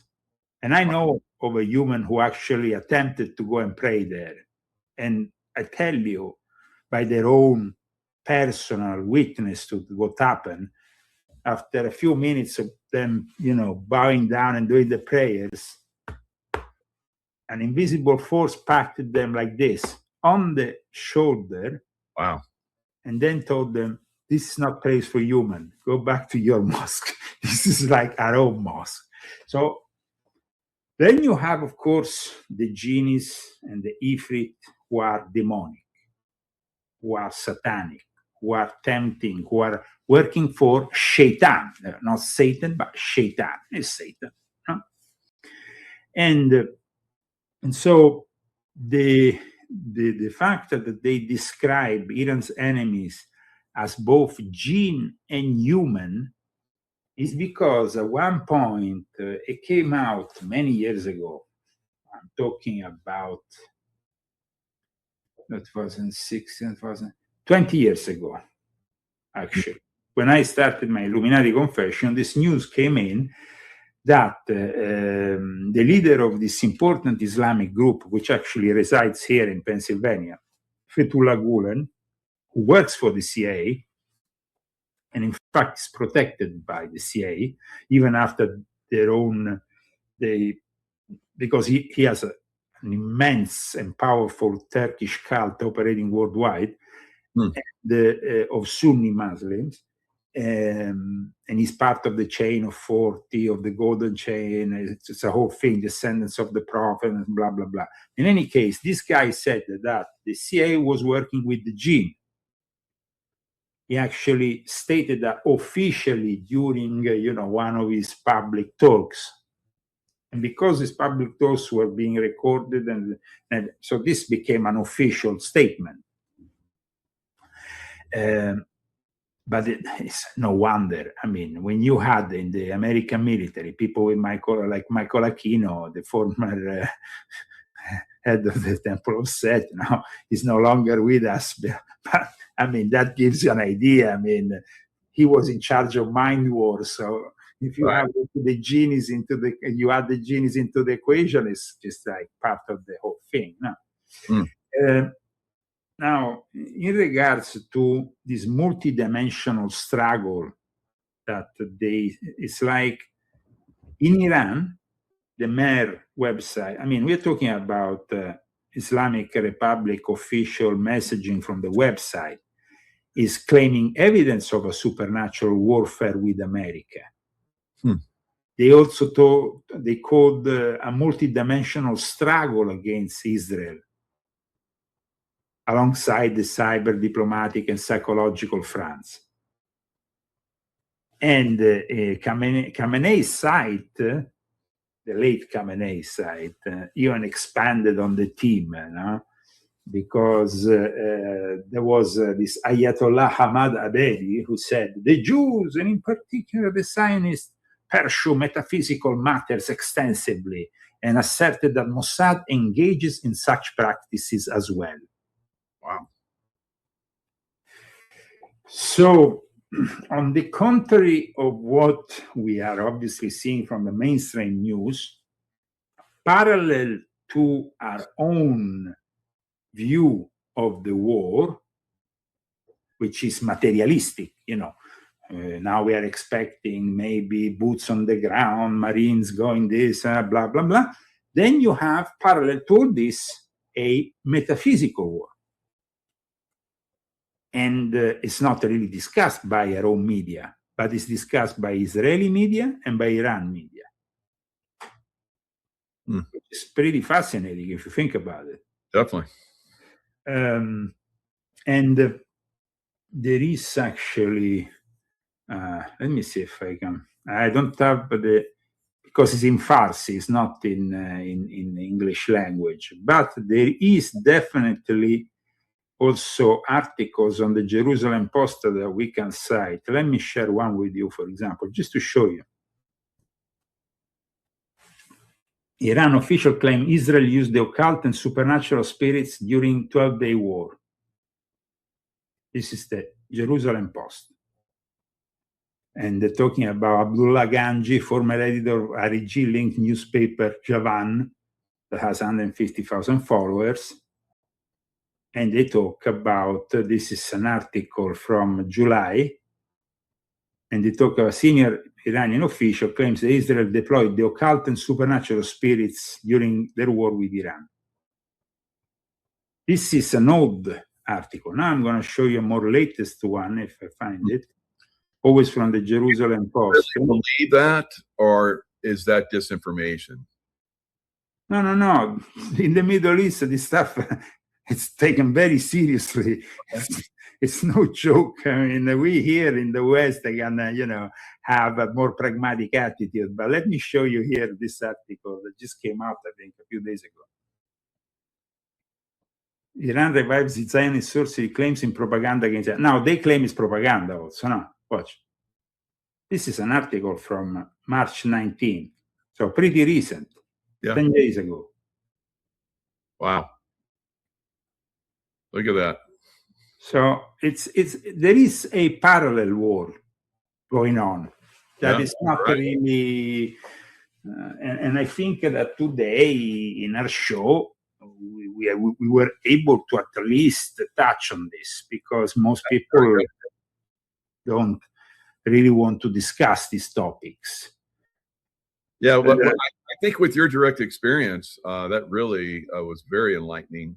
I never talked to anybody with direct experience. I had direct experience even with Iranians, as Turks. I mean, the Middle East is for me. I personally, I find the Middle East a great place to hang out. But, I mean, maybe because of my ancestry, maybe because I'm from south of Italy and we used to be an emirate, the Sicily. But I find it like a place where certain things, especially the metaphysical world, the fight against evil is taken much more seriously than here in the Western world, especially in America. America that was described even by Aleister Crowley as a spiritual desert. It's very difficult here in America to explain certain things, because you have been there in the Middle East. You know that believing God is a very serious thing. Oh, yeah. I mean, you can't offend God in those countries. So on the metaphysical realm, I think a lot of people have awakened. Let's get your thoughts on this. The adrenochrome, Hollywood really into adrenochrome and, very high level. There's, that movie Fear and Loathing in Las Vegas with Johnny Depp. And yeah. When at one point he comes up with the chrono. What is this group called? The Hollywood Vampires. So it's a lot of that seems like it's in our face, but people don't, like you're talking about. We're here in America, it's just like a spiritual desert. People just don't accept that that's probably real. Yeah, they don't accept that it's probably real. But now we have this incredible increase of evil, which is facing even the Vatican. And they have actually said that there has been an enormous increase in the request for exorcism. So because the exorcism, like I explained, they have to be highly specialized, Here in America, up until 6 years ago, you didn't have many. You could actually not count them on two hands, but you might have had only a few in the whole of America. Now, apparently, there is been a rise in actually presence of even exorcists in the diocese, and there are hundreds now of exorcists already, and they want more. Yeah, Because wow. so okay, this demonstrates that yes, the facade is the facade of a spiritual desert, but at the same time, it seems like this demonic problem is really affecting people and affecting them to a point that they are requesting their bishops to intervene and to have on duty exorcists basically on call 24/7. This is what they are requiring the Pope to give them. Mm. It's not just there's been like a 600% increase in the numbers of exorcisms. Do you think there's more demons now, or do you think that that the demons are just getting flushed off one person and going to somebody else, or what do you I think? don't think like Chad Ripperger said, like Father Chad Ripperger said, who is himself a great exorcist. I know that he's a wealth of knowledge, also theologically speaking, so I have a lot of respect for him. It's not really about more demons. It's about how the demons reach you, how they are able to reach you in a much more easy way thanks to the internet. If, for example, I don't know, you have a youngster who wants to simply wander around and find a group of Satanists who want to maybe spend the weekend sacrificing a black cat. I'm not here making up this, of course. I'm not saying it's, but maybe sometimes they can even sacrifice something else, which is much worse. There has been cases in which they push themselves, and of course, at that point, they get to human sacrifice. But in any case, it's more easy to connect. In fact, that's the reason why the International Association of Exorcists this year is focusing so much on the artificial intelligence also. Because artificial intelligence apparently has been able to help pedophile Satanists in particular by even like they make videos using the AI in which children are exposed to these shocking satanic rituals. Of course, it's fiction, but it is a diabolical fiction. Apparently, this year, what they will be discussing in May in Rome is the fact that the AI is providing also a new way to cover up their activities. So, and they also, there is another thing that this year they want to discuss also in relation to the AI, the Order of the Nine Angles. I don't know if you ever heard of them. Mm-hmm. I've discussed them in my books. I discussed them in particular in volume 5 of my Confessions. They are particularly active in the deep web, so you can't really find them on, just by Googling, because they do illegal activities. They've been infiltrating the American military. You can go and check if you Google now. You can check articles on BBC and other things about Order of the Nine Angles, and maybe we can find something to show to our audience, because this Order of the Nine Angles is really into human sacrifice, and what they do, they use encrypting messaging services and whatnot to communicate. And because of the extensive use of the deep web, they seem to be impossible to detect. I mean, they have done some really evil things, right? And still nobody really knows who is heading them, or because they are really hiding very well. And you see, there is a lot of material on them if you actually go and search for it. And they are also connected to Nazi groups, which is also a way, if you want to detect them, they are very active apparently in the right wing. They were founded in the UK in the 70s. They are known with the acronym ONA. But in volume 5 of my confessions, I actually show their inner teachings. And they are, I mean, it's not some kind of, how you say, make-or-believe group. They actually pick up from very ancient practices. You see, US soldiers, Ethan Melzer accused of planning attack on unit, also with the Order of the Nine Angles. So here we are talking about sectarian activities which are becoming actually very dangerous. It's not, and there was the case, I don't remember now the name. There was a case that was pretty, let me see if I find it, which was pretty, in which they picked up, here, I have it.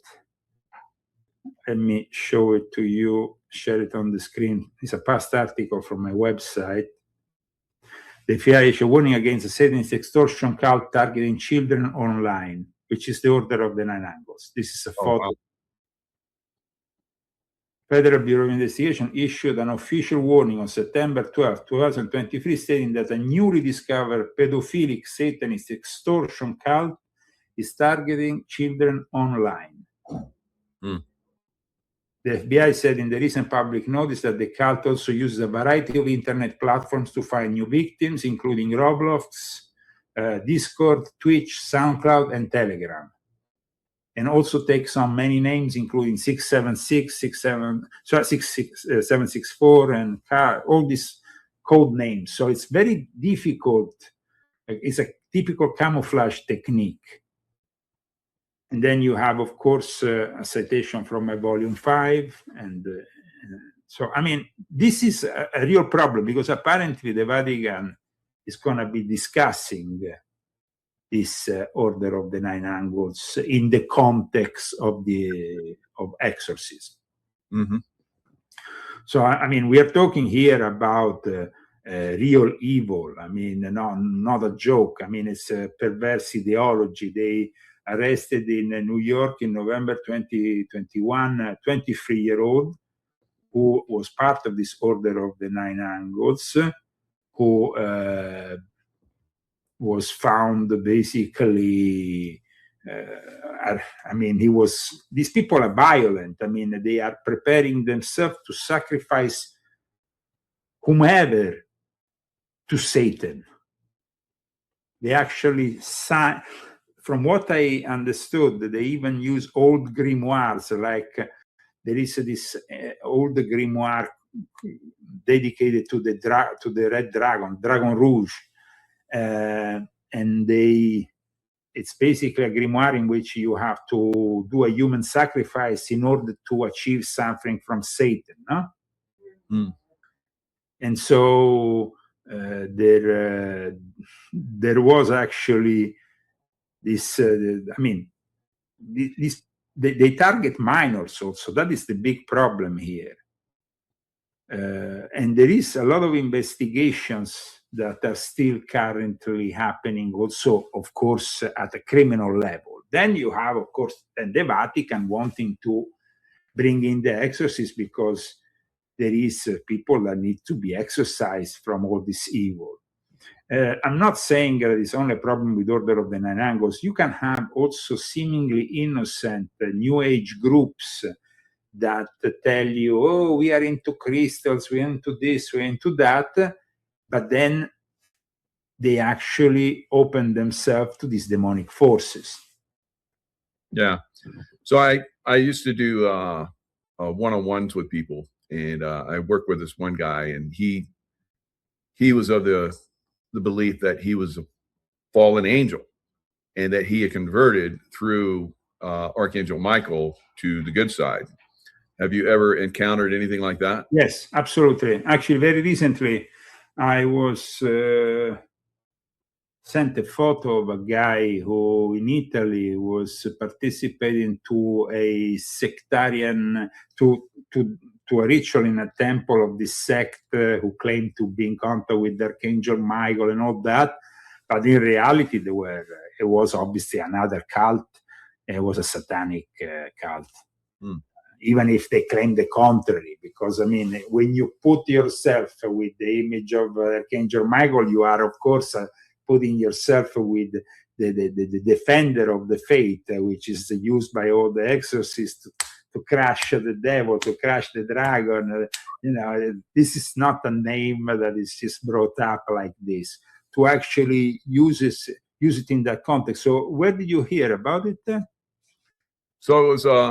I used to do one-on-one counseling with people, and this gentleman was like, I was a fallen angel, and I used to do this. I've had many lives doing this and that, but I have converted.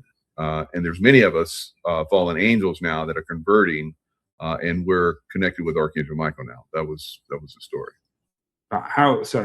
How can they connect with Archangel Michael if they are fallen angels? In a way, if you think about it, it's already a paradox, because fallen angels should connect with Lucifer, should connect with Satan, should connect with Beelzebub, should connect with Leviathan, should connect with Baal, should connect with demons who are fallen, not in the heavens defending the faith. It doesn't make any sense. So if you think about it, their whole theological asset is wrong. Eschatologically, they are very confused. It's a little bit like Peter Thiel. He went to Rome, and I wrote an article about it, because he went to Rome to do these lectures on the Antichrist, close to the Vatican.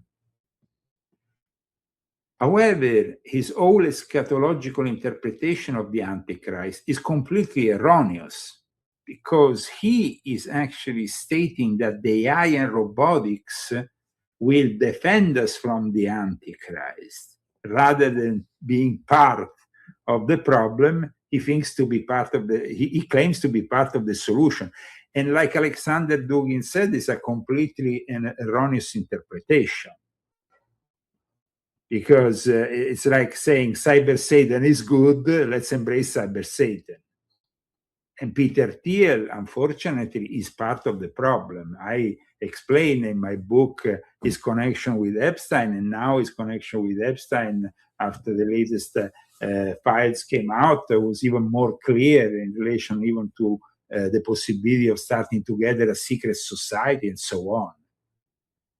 Peter Thiel is from Frankfurt.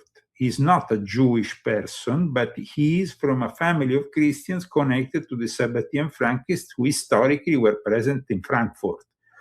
In my book, I explained that Jacob Frank created in Offenbach, which is in the outskirts there in Frankfurt, in the metropolitan area of Frankfurt, a court. He was given a castle in which he then molded and crafted the future of the banking cartel, including the Rothschild, the Schiffs, and all the rest.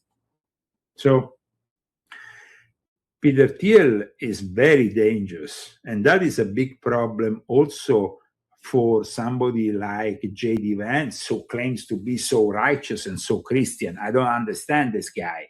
I mean, how can you associate with somebody who is absolutely the opposite of anything you are, publicly you're stating that even the UFOs and the aliens are all demons, but then after you hang out with Peter Thiel, it doesn't make any sense. I'm sorry. It's just like a little bit confusing.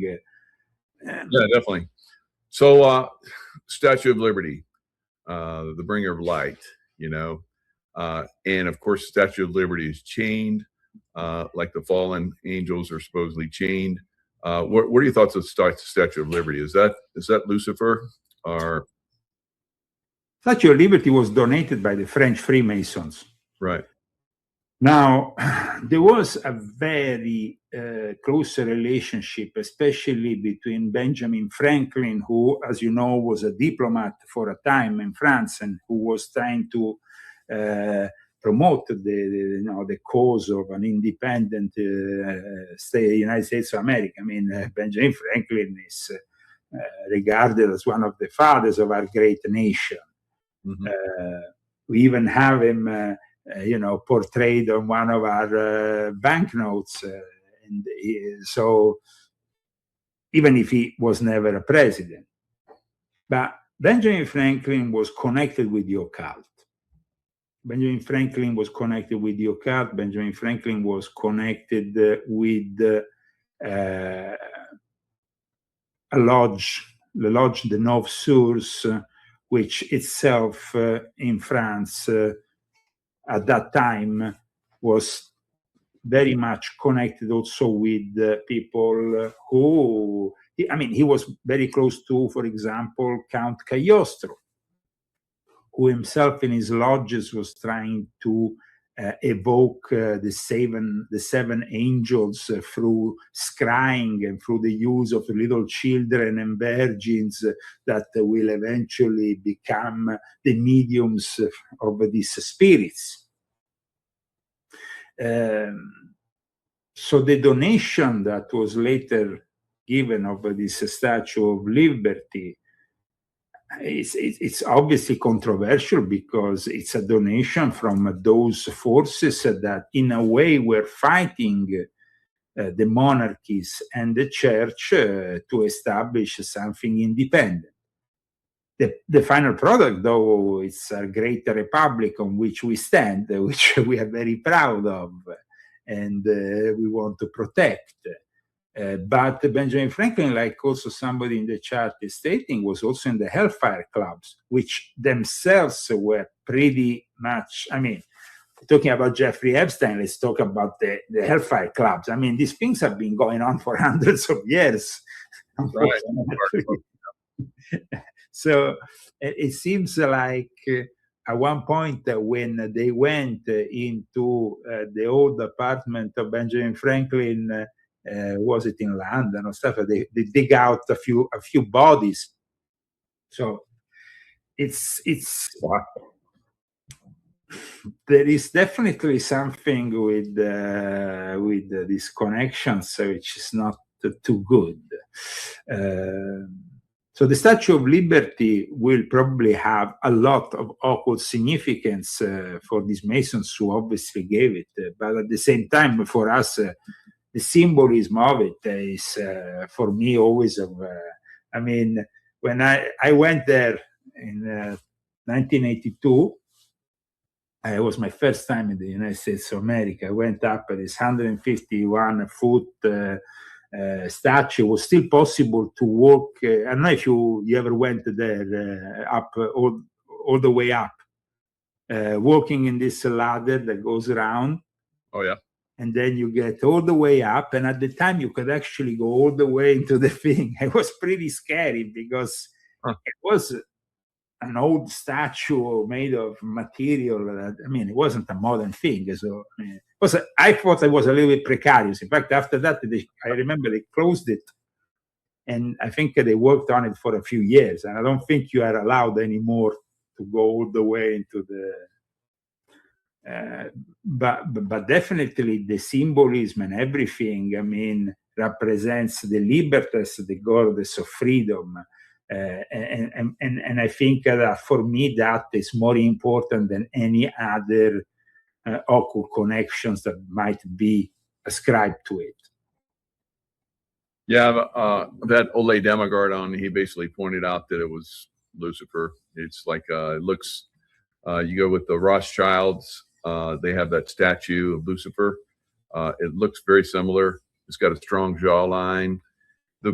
The boobies are very, like Lucifer, I guess, is, trans. So, there is a Masonic legacy. It's an American landmark, but actually it's 305 feet tall, the whole thing. So it's pretty taller than what I stated.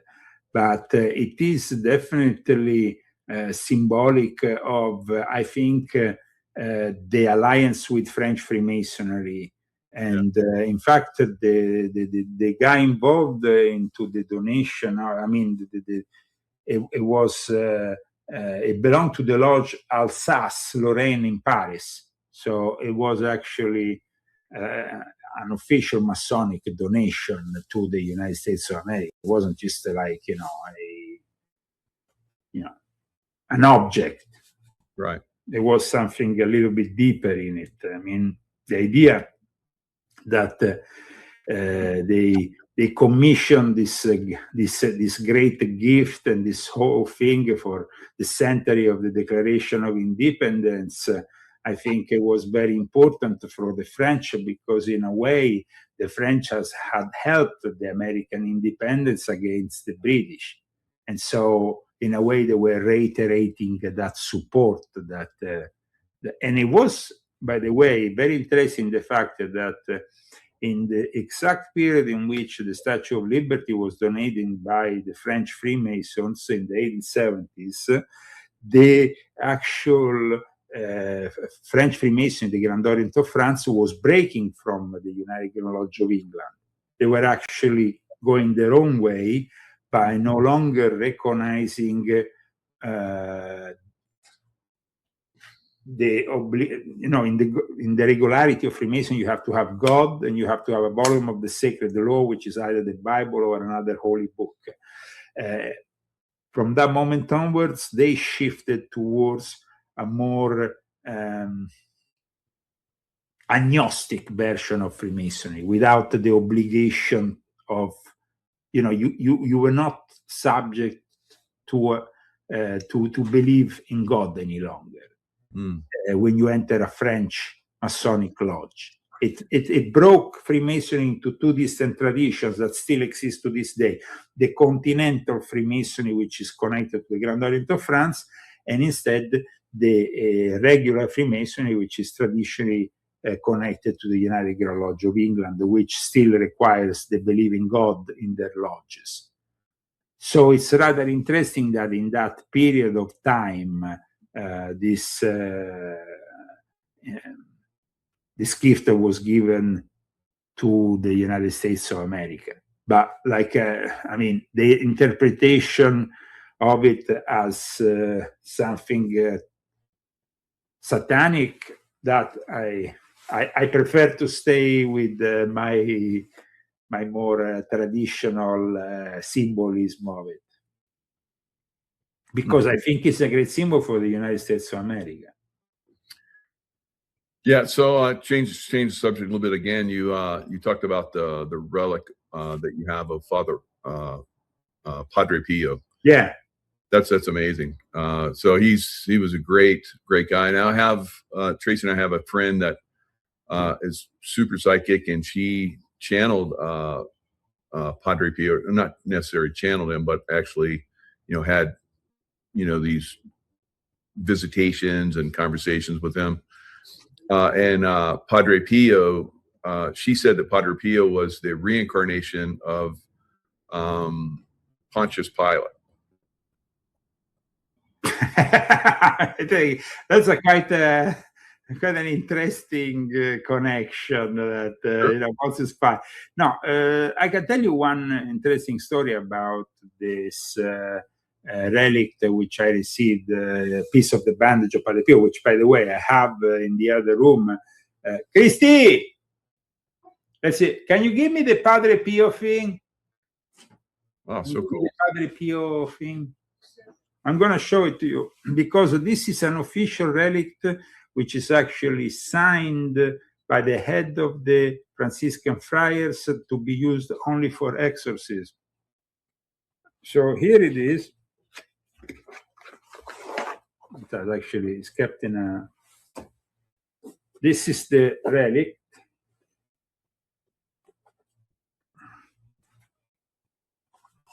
So here you have the officiality of it.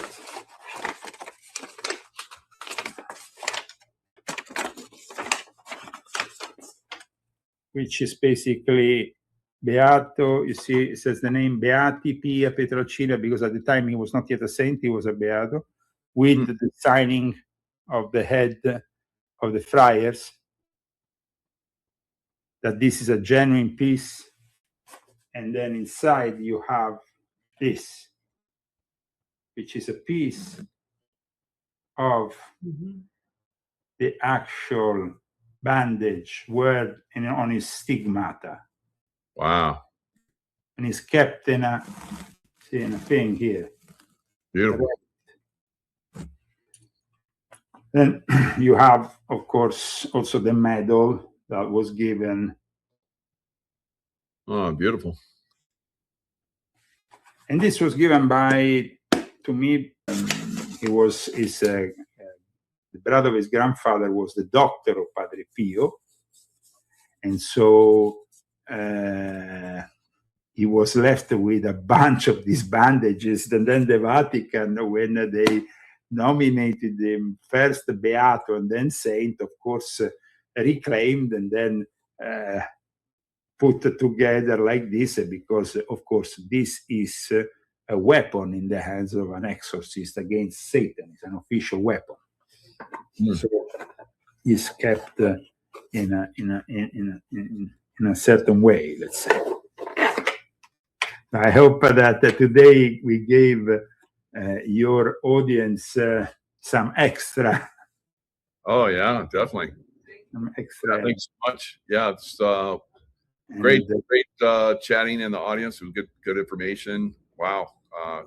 Like I said, I've never met anybody that actually has done or has had exorcism done on them. So that's I think that it's very important in this day and age that we are living here in the proximity of probably the arrival of the final Antichrist, and with the rise of Satanism, which is now being acknowledged also by the Vatican. And it's an important acknowledgement, because I remember that 5 years ago, I wrote on my website that there would be an increase in cases of possession, and the Vatican instead dismissed me by saying, "Oh, there is less cases now." I said, "Wait and see. Just leave your children alone in front of the computer for a couple of years, and let's see what happens." And I was completely right, unfortunately. And now there is the need for these exorcists to go and do their job.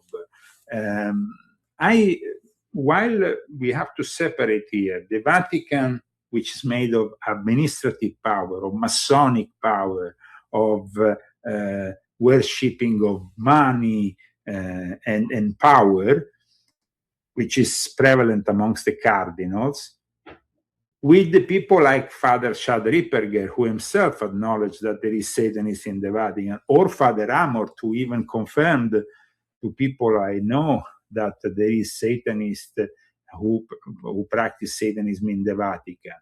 So we are at a turning point in our history where we really need to be aware that this evil is spreading, especially for the younger generation. So thank you so much for having dedicated today's show to this very important topic. God bless you all, and we will hopefully see each other soon. Check out my website, leozagami.com, for my latest articles. And of course, you will find also the links to my latest books. Take care, guys. Take care. Thank you. Hello, Patriots. I'm at Restored Republic via AGCR update compiled by Judy Byington. White House signals golden age has begun. Trump releases gold asset-backed global quantum financial system, giving stolen taxpayer monies back to the people. Trump releases worldwide Operation Holy Fire, changes maritime law to constitutional common law, giving freedom back to the people. Expect worldwide blackouts, mass arrests of pedophile, treasonous global elites.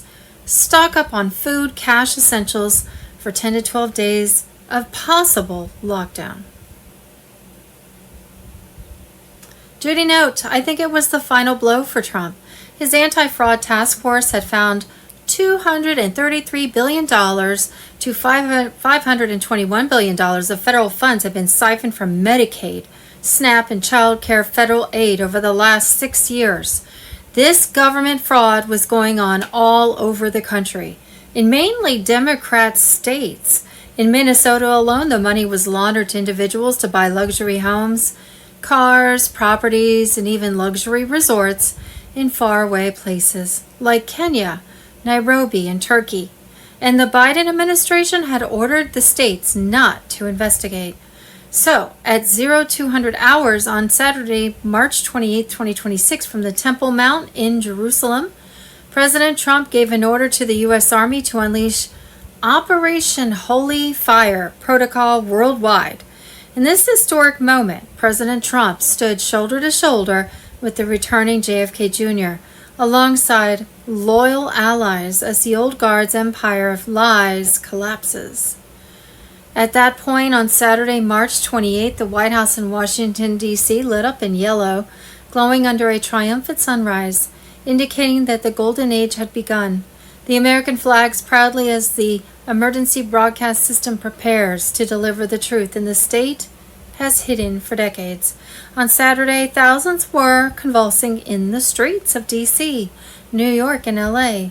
as black entities exploded into ash under military spotlights. The U.S. Army was now fully occupying Wall Street trading floors, Hollywood studios, and remaining Capitol tunnel entrances. Every TV, radio, and internet worldwide will simultaneously receive the same message in 77 different languages. At the same time, 7 trumpets will sound, announcing that the world was under temporary martial law. For 72 hours, everyone will receive a continuous stream of declassified information. 3 times daily, 8-hour documentaries will be broadcast globally. The real history of the last 100 years, and information on all corruption in government, banking, and military.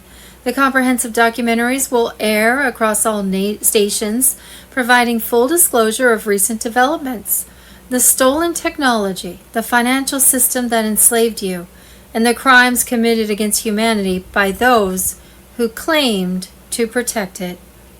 On February 20th, 2026, the U.S. Congress had passed a bill and President Trump signed it, mandating that the United States would no longer recognize the fiat U.S. dollar as the national currency.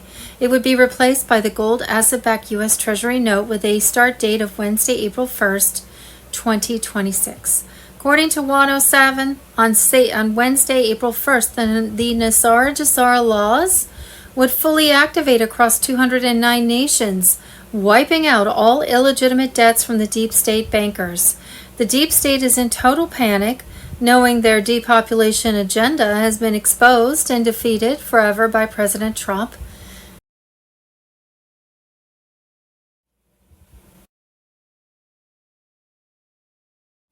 Global currency reset. On February 20th, 2026, the U.S. Congress had passed a bill and President Trump signed it, mandating that the United States would no longer recognize the fiat U.S. dollar as the national currency. It would be replaced by the gold asset-backed U.S. Treasury note with a start date of Wednesday, April 1st, 2026. On Friday, March 27th, 2026, full QFS activation and a 48-hour blackout rolling for Jassara wealth distribution across 209 nations. Banks fully integrated into the gold-backed quantum financial system.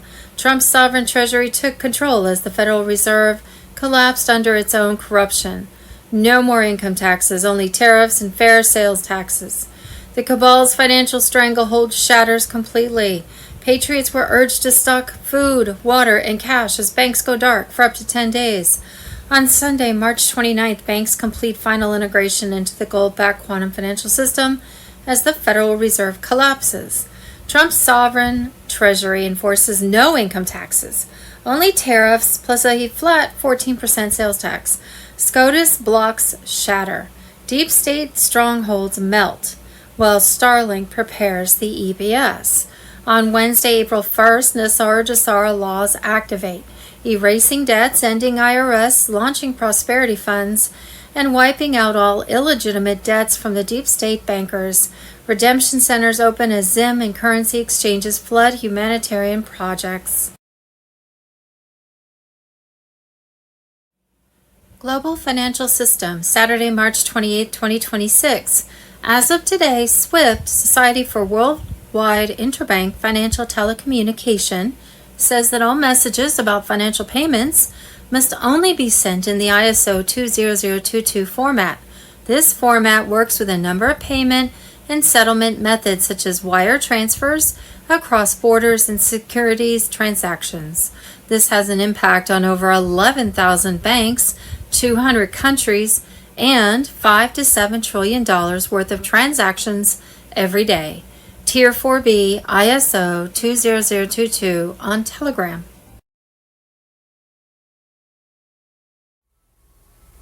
Guru Information and Intel, Saturday, March 28th. William Gregg First Day, Vancouver, British Columbia. Look for Greg First Day on Facebook. I believe on April 1st, 2026, we will see truth, justice, freedom, sovereignty, and a return to common law. President Trump returned to office in 2025 but never left. He was 46 all along. The Global Military Alliance has been making arrests since 2017. They number between 7 and 8 million. They report having used over 200,000 actors from central casting or clones. On May 31st, 2024, U.S. military jets did the letter Q over my apartment in South Vancouver. Back in 2020, I was sent a picture of President Trump shaking JFK's hand. JFK was in his full dress Marine uniform. Another trusted person told me there was a recent picture of Marilyn Monroe. Pastor Bob Joyce is Elvis, and there were pictures of Michael Jackson. I was told around 900 people have been in protective custody of the White Hats since the early 1960s. And just a side note, I think they call it Valhalla. I've heard the term when referring to protective custody before, Valhalla. And there is an actual place called Valhalla in Australia, but I'm not positive. JFK 35, Q, President Trump, Q plus 45, 46, 47 with JFK Jr. VP equals a wartime president under the rules of war and continuity of government. After the USA 2020 election fraud, the U.S. military did a 45-day investigation and found that at 8 p.m., when the counting stopped, President Trump had already won re-election. He was sworn back into office in March 2021. Smartmatic voting machines controlled by outside computers changed the counted votes. Trump votes disappeared in real time. Trump votes counted as 0.75 votes equals Biden votes 1.25 votes.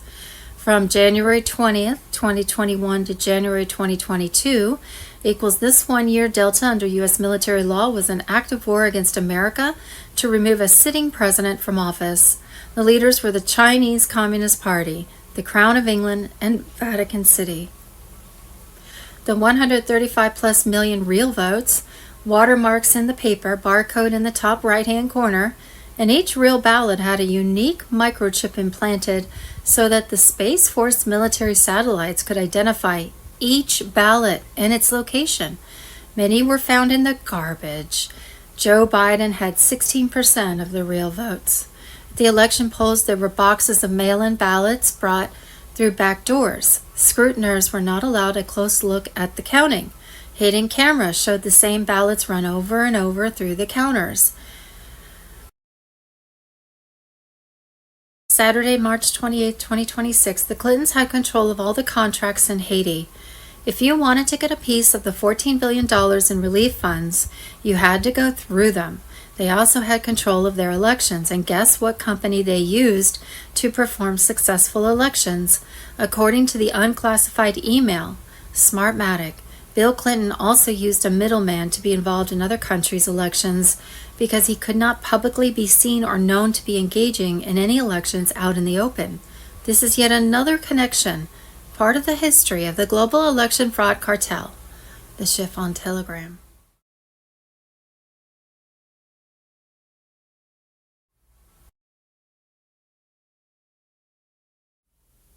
Government fraud. Saturday, March 28, 2026, the money flown out of the Minneapolis airport by fraudsters has been tracked and used to purchase, Project Donut on Telegram, resorts in Kenya, apartment buildings in Nairobi, properties in Turkey, luxury homes, luxury cars, $790 million American tax dollars flown from Minnesota and sent overseas.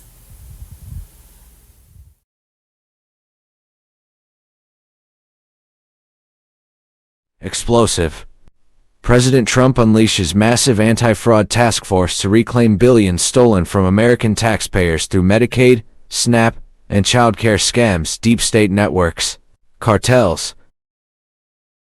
President Donald J. Trump has launched a massive anti-fraud task force aimed at dismantling the corrupt web of fraud that has siphoned billions from vital programs like Medicaid, SNAP, and child care subsidies.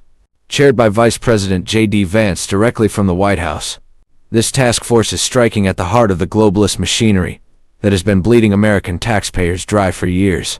This explosive initiative, formalized by executive order on March 16, 2026, coordinates multiple agencies to hunt down multi-state fraud networks deeply embedded in Democratic strongholds such as California, Minnesota, New York, Illinois, and beyond.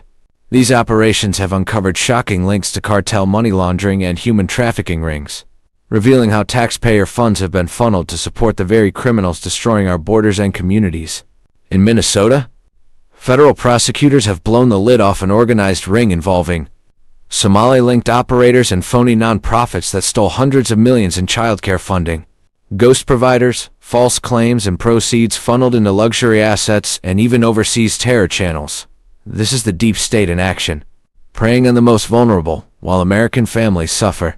Remember the Feeding Our Future scandal that diverted nearly $250 million meant for needy children through fake meal sites, ranging from $233 billion to $521 billion.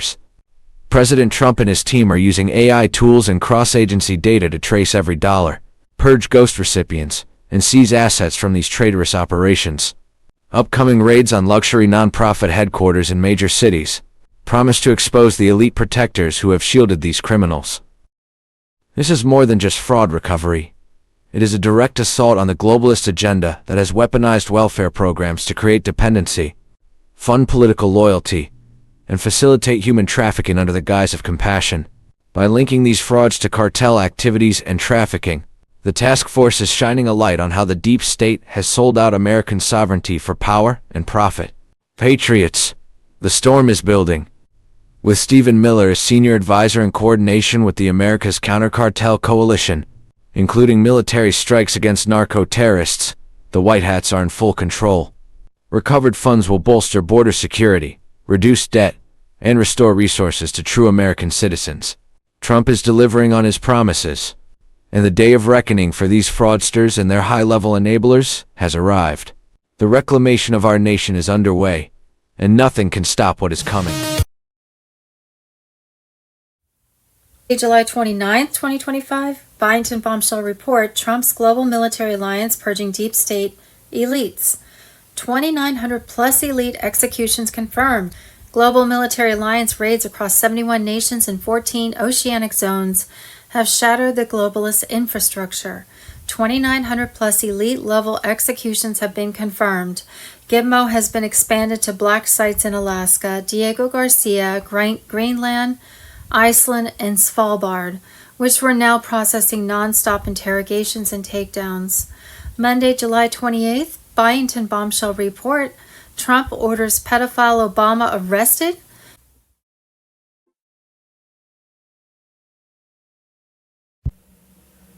So, speaking about UFO disclosure, this is a clip from the latest wartime analysis panel that John Michael Chambers does. I think he does it every 2 weeks.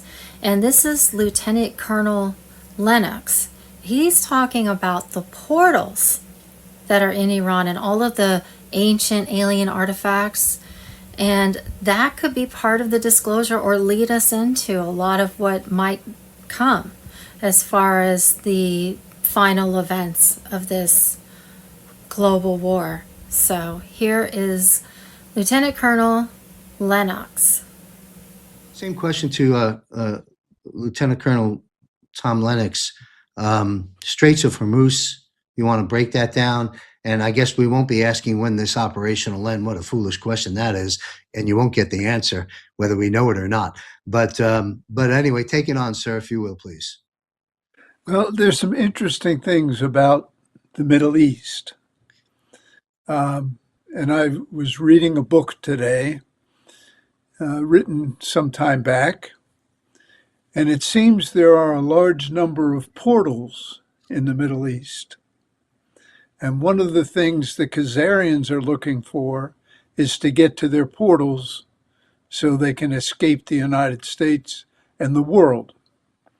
And Iran has a number of portals, which goes outside of our normal discussion, but it goes to the idea that it's not just about here, it's about out there. The other thing is, because of the Khazarians, and we look at the city of London, the Rothschilds are in fact Khazarians. And they have controlled the finances for a large part of the world for hundreds of years. And closing them down in London, I saw something yesterday or day before, is that when you close down the Rothschilds in Iran, you're going to also close down the Rothschilds in Israel, which is the number one trafficker of humans in the world. And so when we start to look at what we're doing in Iran, we're really getting ready to close down Israel as well. The Strait of Hormuz is interesting because if we say it's 20% of the world's oil that moves across there, and then we look at what Trump has done in the United States, which has reopened our leadership as the largest oil producer in the world, China and Japan will be coming to the United States to buy all their oil. They see your smile.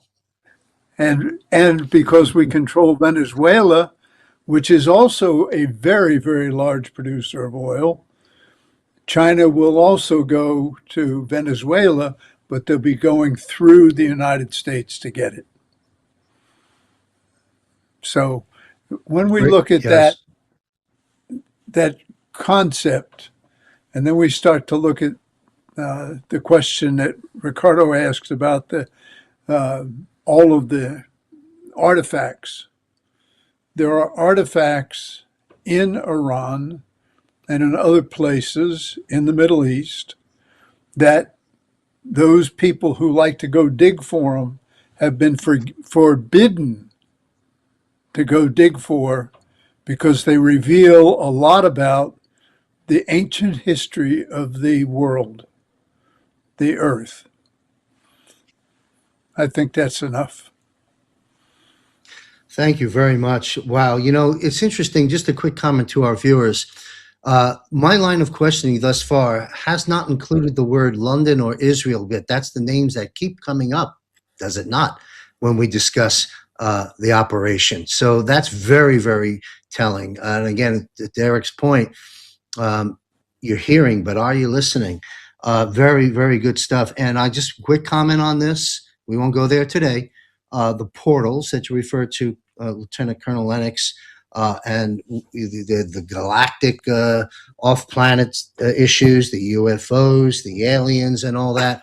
We're going to take that on a little deeper as our commander-in-chief and president starts to drip out those top secret files. Then we'll coattail along that, and we'll get into that. So come back and listen, because that day is coming. Trump strikes final blow to the IRS. Tariffs in, income tax out. Signals return to pre-1913 prosperity and sovereignty. Please say a special prayer tonight for the native Hawaiians of Maui, who for years have suffered silently under U.S. Inc. Illuminati rule. Please always pray for the children. Quote from Albert Einstein: Weak people revenge, strong people forgive, intelligent people ignore. Judy note, in the last few weeks, the devastating floods that hit the Hawaiian Islands, especially Lahaina, Maui, were believed man-made, just like the so-called wildfires that burned Lahaina, Maui to the ground August 2023. Native Hawaiians pointed out that during the 2 or so weeks of rain and floods, there were unusual V-shaped radar patterns offshore, showing the storms may have originated from ships.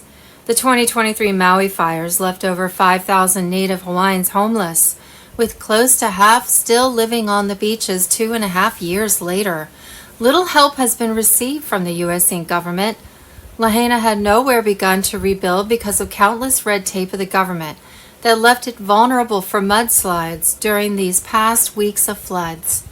Why wasn't the U.S. Inc. government helping? Because their ultimate plan was to make Lahaina, the former capital of the Kingdom of Hawaii, a smart city, where the U.S. Inc.'s cabal could completely control the population.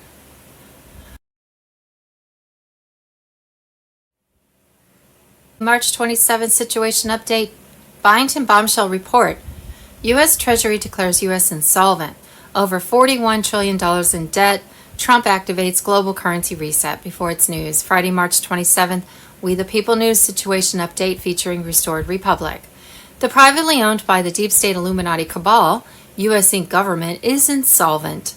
Over $41 trillion in debt. That's the conclusion of the Treasury Department's own 2025 financial statements, released last week to near total media silence. The numbers, $6.06 trillion in total assets against $47.78 trillion in total liabilities as of September 30th, 2025. The private banker corporation has controlled U.S. taxpayer monies since 1913, drove America into bankruptcy in 2008. Don't forget, this was on purpose because they had the Great Reset, the central bank digital currency system coming in, making the fiat U.S. dollar status official. The plan was to drive America's financial status into the ground so the people would accept a digital currency backed by nothing. Thus, the cabal would have complete control over everyone. They called it the Great Reset. Everything was going as planned for the cabal until along came the BRICS nations accompanied by Trump and the Q plan to save the world. That plan was about to unfold with a worldwide EBS.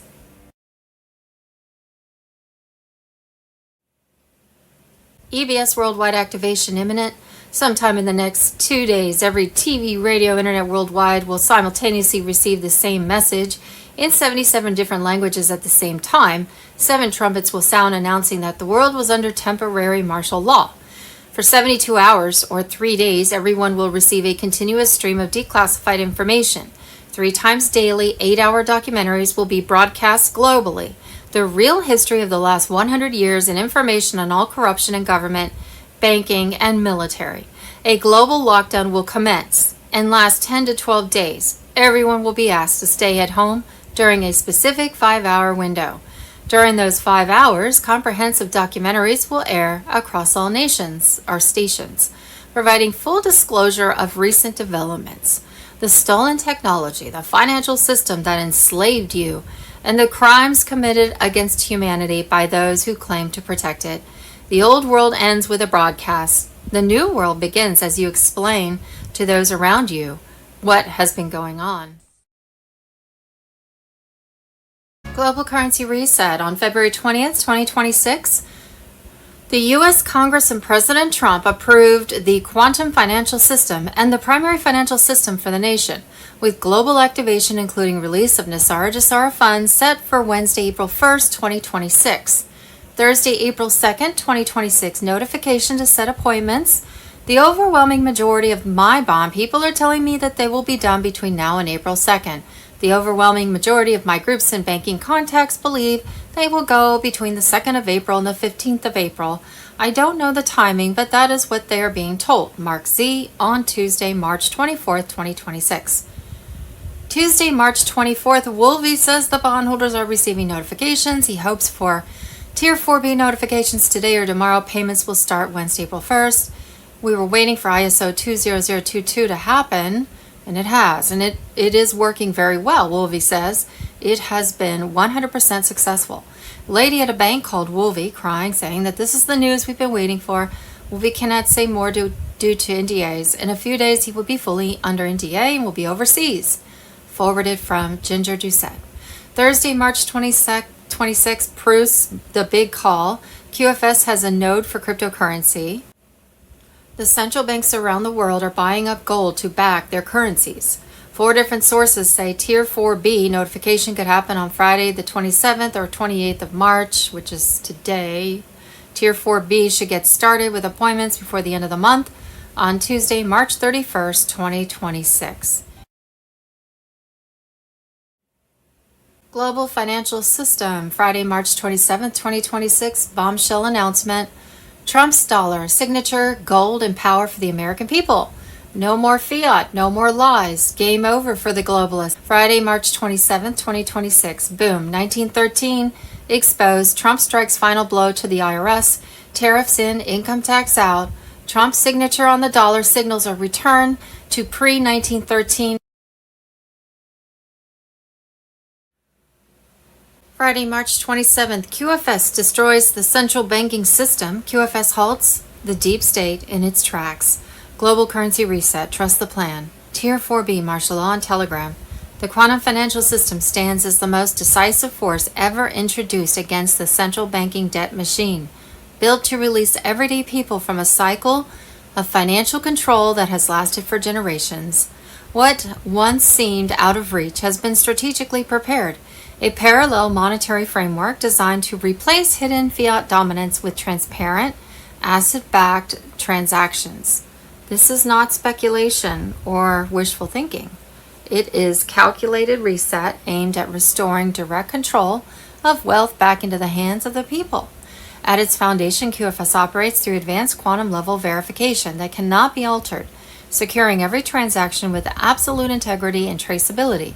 Only currencies backed by real audited assets and supported by digital gold certificates are allowed to circulate within the system. This structure eliminates theft, blocks covert manipulation, and makes unauthorized financial activity impossible to conceal. The principle is clear: a financial system that cannot be quietly manipulated for personal or institutional gain. The legacy system relied on shadow accounting, untraceable flows, and complex shell structures that concealed misuse while penalizing transparency for decades. QFS runs in parallel, exposing inconsistencies in real time and enabling accountability on an unprecedented scale. Once illicit transactions are identified, those responsible can no longer shield themselves behind bureaucracy or delay tactics. The system itself becomes undeniable proof, forming the foundation for action, recovery, and enforcement. The era of invisible control is rapidly closing.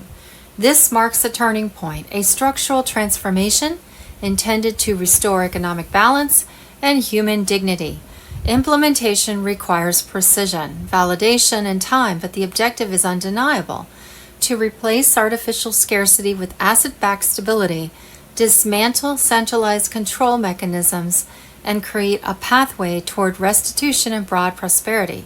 The direction is intentional, and the outcome is rooted in fairness. Stay alert, demand transparency, and prepare for the transition from a system built on debt to one grounded in value.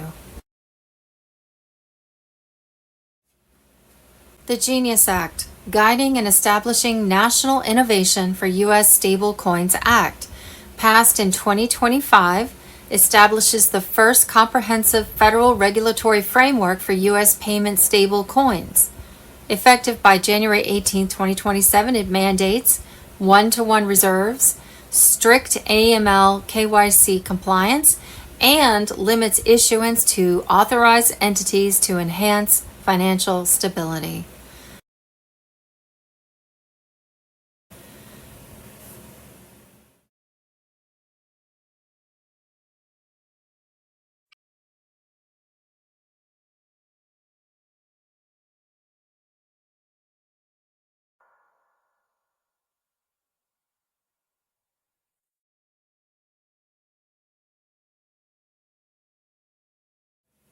Election fraud.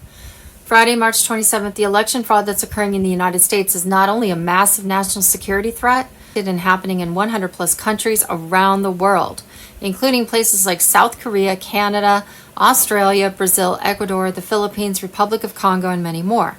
This needs to be investigated by military intelligence because of this global election fraud cartel's resources, capabilities, and players involved, which leads to a massive criminal conspiracy that can topple and take control of countries around the world and install whatever regimes that they choose. Mr. Poole on Telegram. Friday, March 27th, White House gave order not to enforce fraud allegations happening all over the country. Shocker. The reason they did not investigate any fraud is because they were all involved, stealing taxpayer dollars through front companies and NGOs, and plus getting kickbacks, I'm sure. This is Money Laundering 101.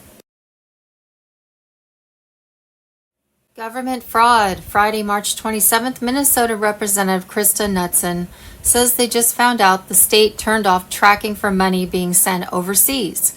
They turned it on for 2 weeks, saw all the money leaving, and Democrats quickly shut off tracking to allow it to keep happening. Today in the fraud committee, the Department of Human Services testified that they have not been tracking the IP addresses of money that's being literally flown out of our state and where it's going. They did turn on that reporting for 2 weeks, and they found that yes, a lot of those IP addresses were tied to overseas computers. And then they quickly shut it off after just 2 weeks of seeing where this money's actually going. Every time we turn around, it's just more and more fraud scandals in our state. Wars, and rumors of wars. Thursday, March 27th, Fox News. Boom, Secretary of War Pete Hegseth just called out the media. These cameras have a choice. You either inform the American people of the truth or you're not here. Here is a fact you don't hear on the networks that we know. Many of the Iranian military factories and bases that we are destroying were paid for by the pallets of American cash that Barack... Hello, Patriots. I'm at Restored Republic via a GCR update compiled by Judy Byington. Imminent. 7 trumpet EBS alerts to sound out on every phone across the planet, announcing temporary worldwide martial law, 10 days of communication darkness, internet shutdown, ATMs, banks offline, phones, emergency calls only. Be prepared. Stock food, cash, essentials. President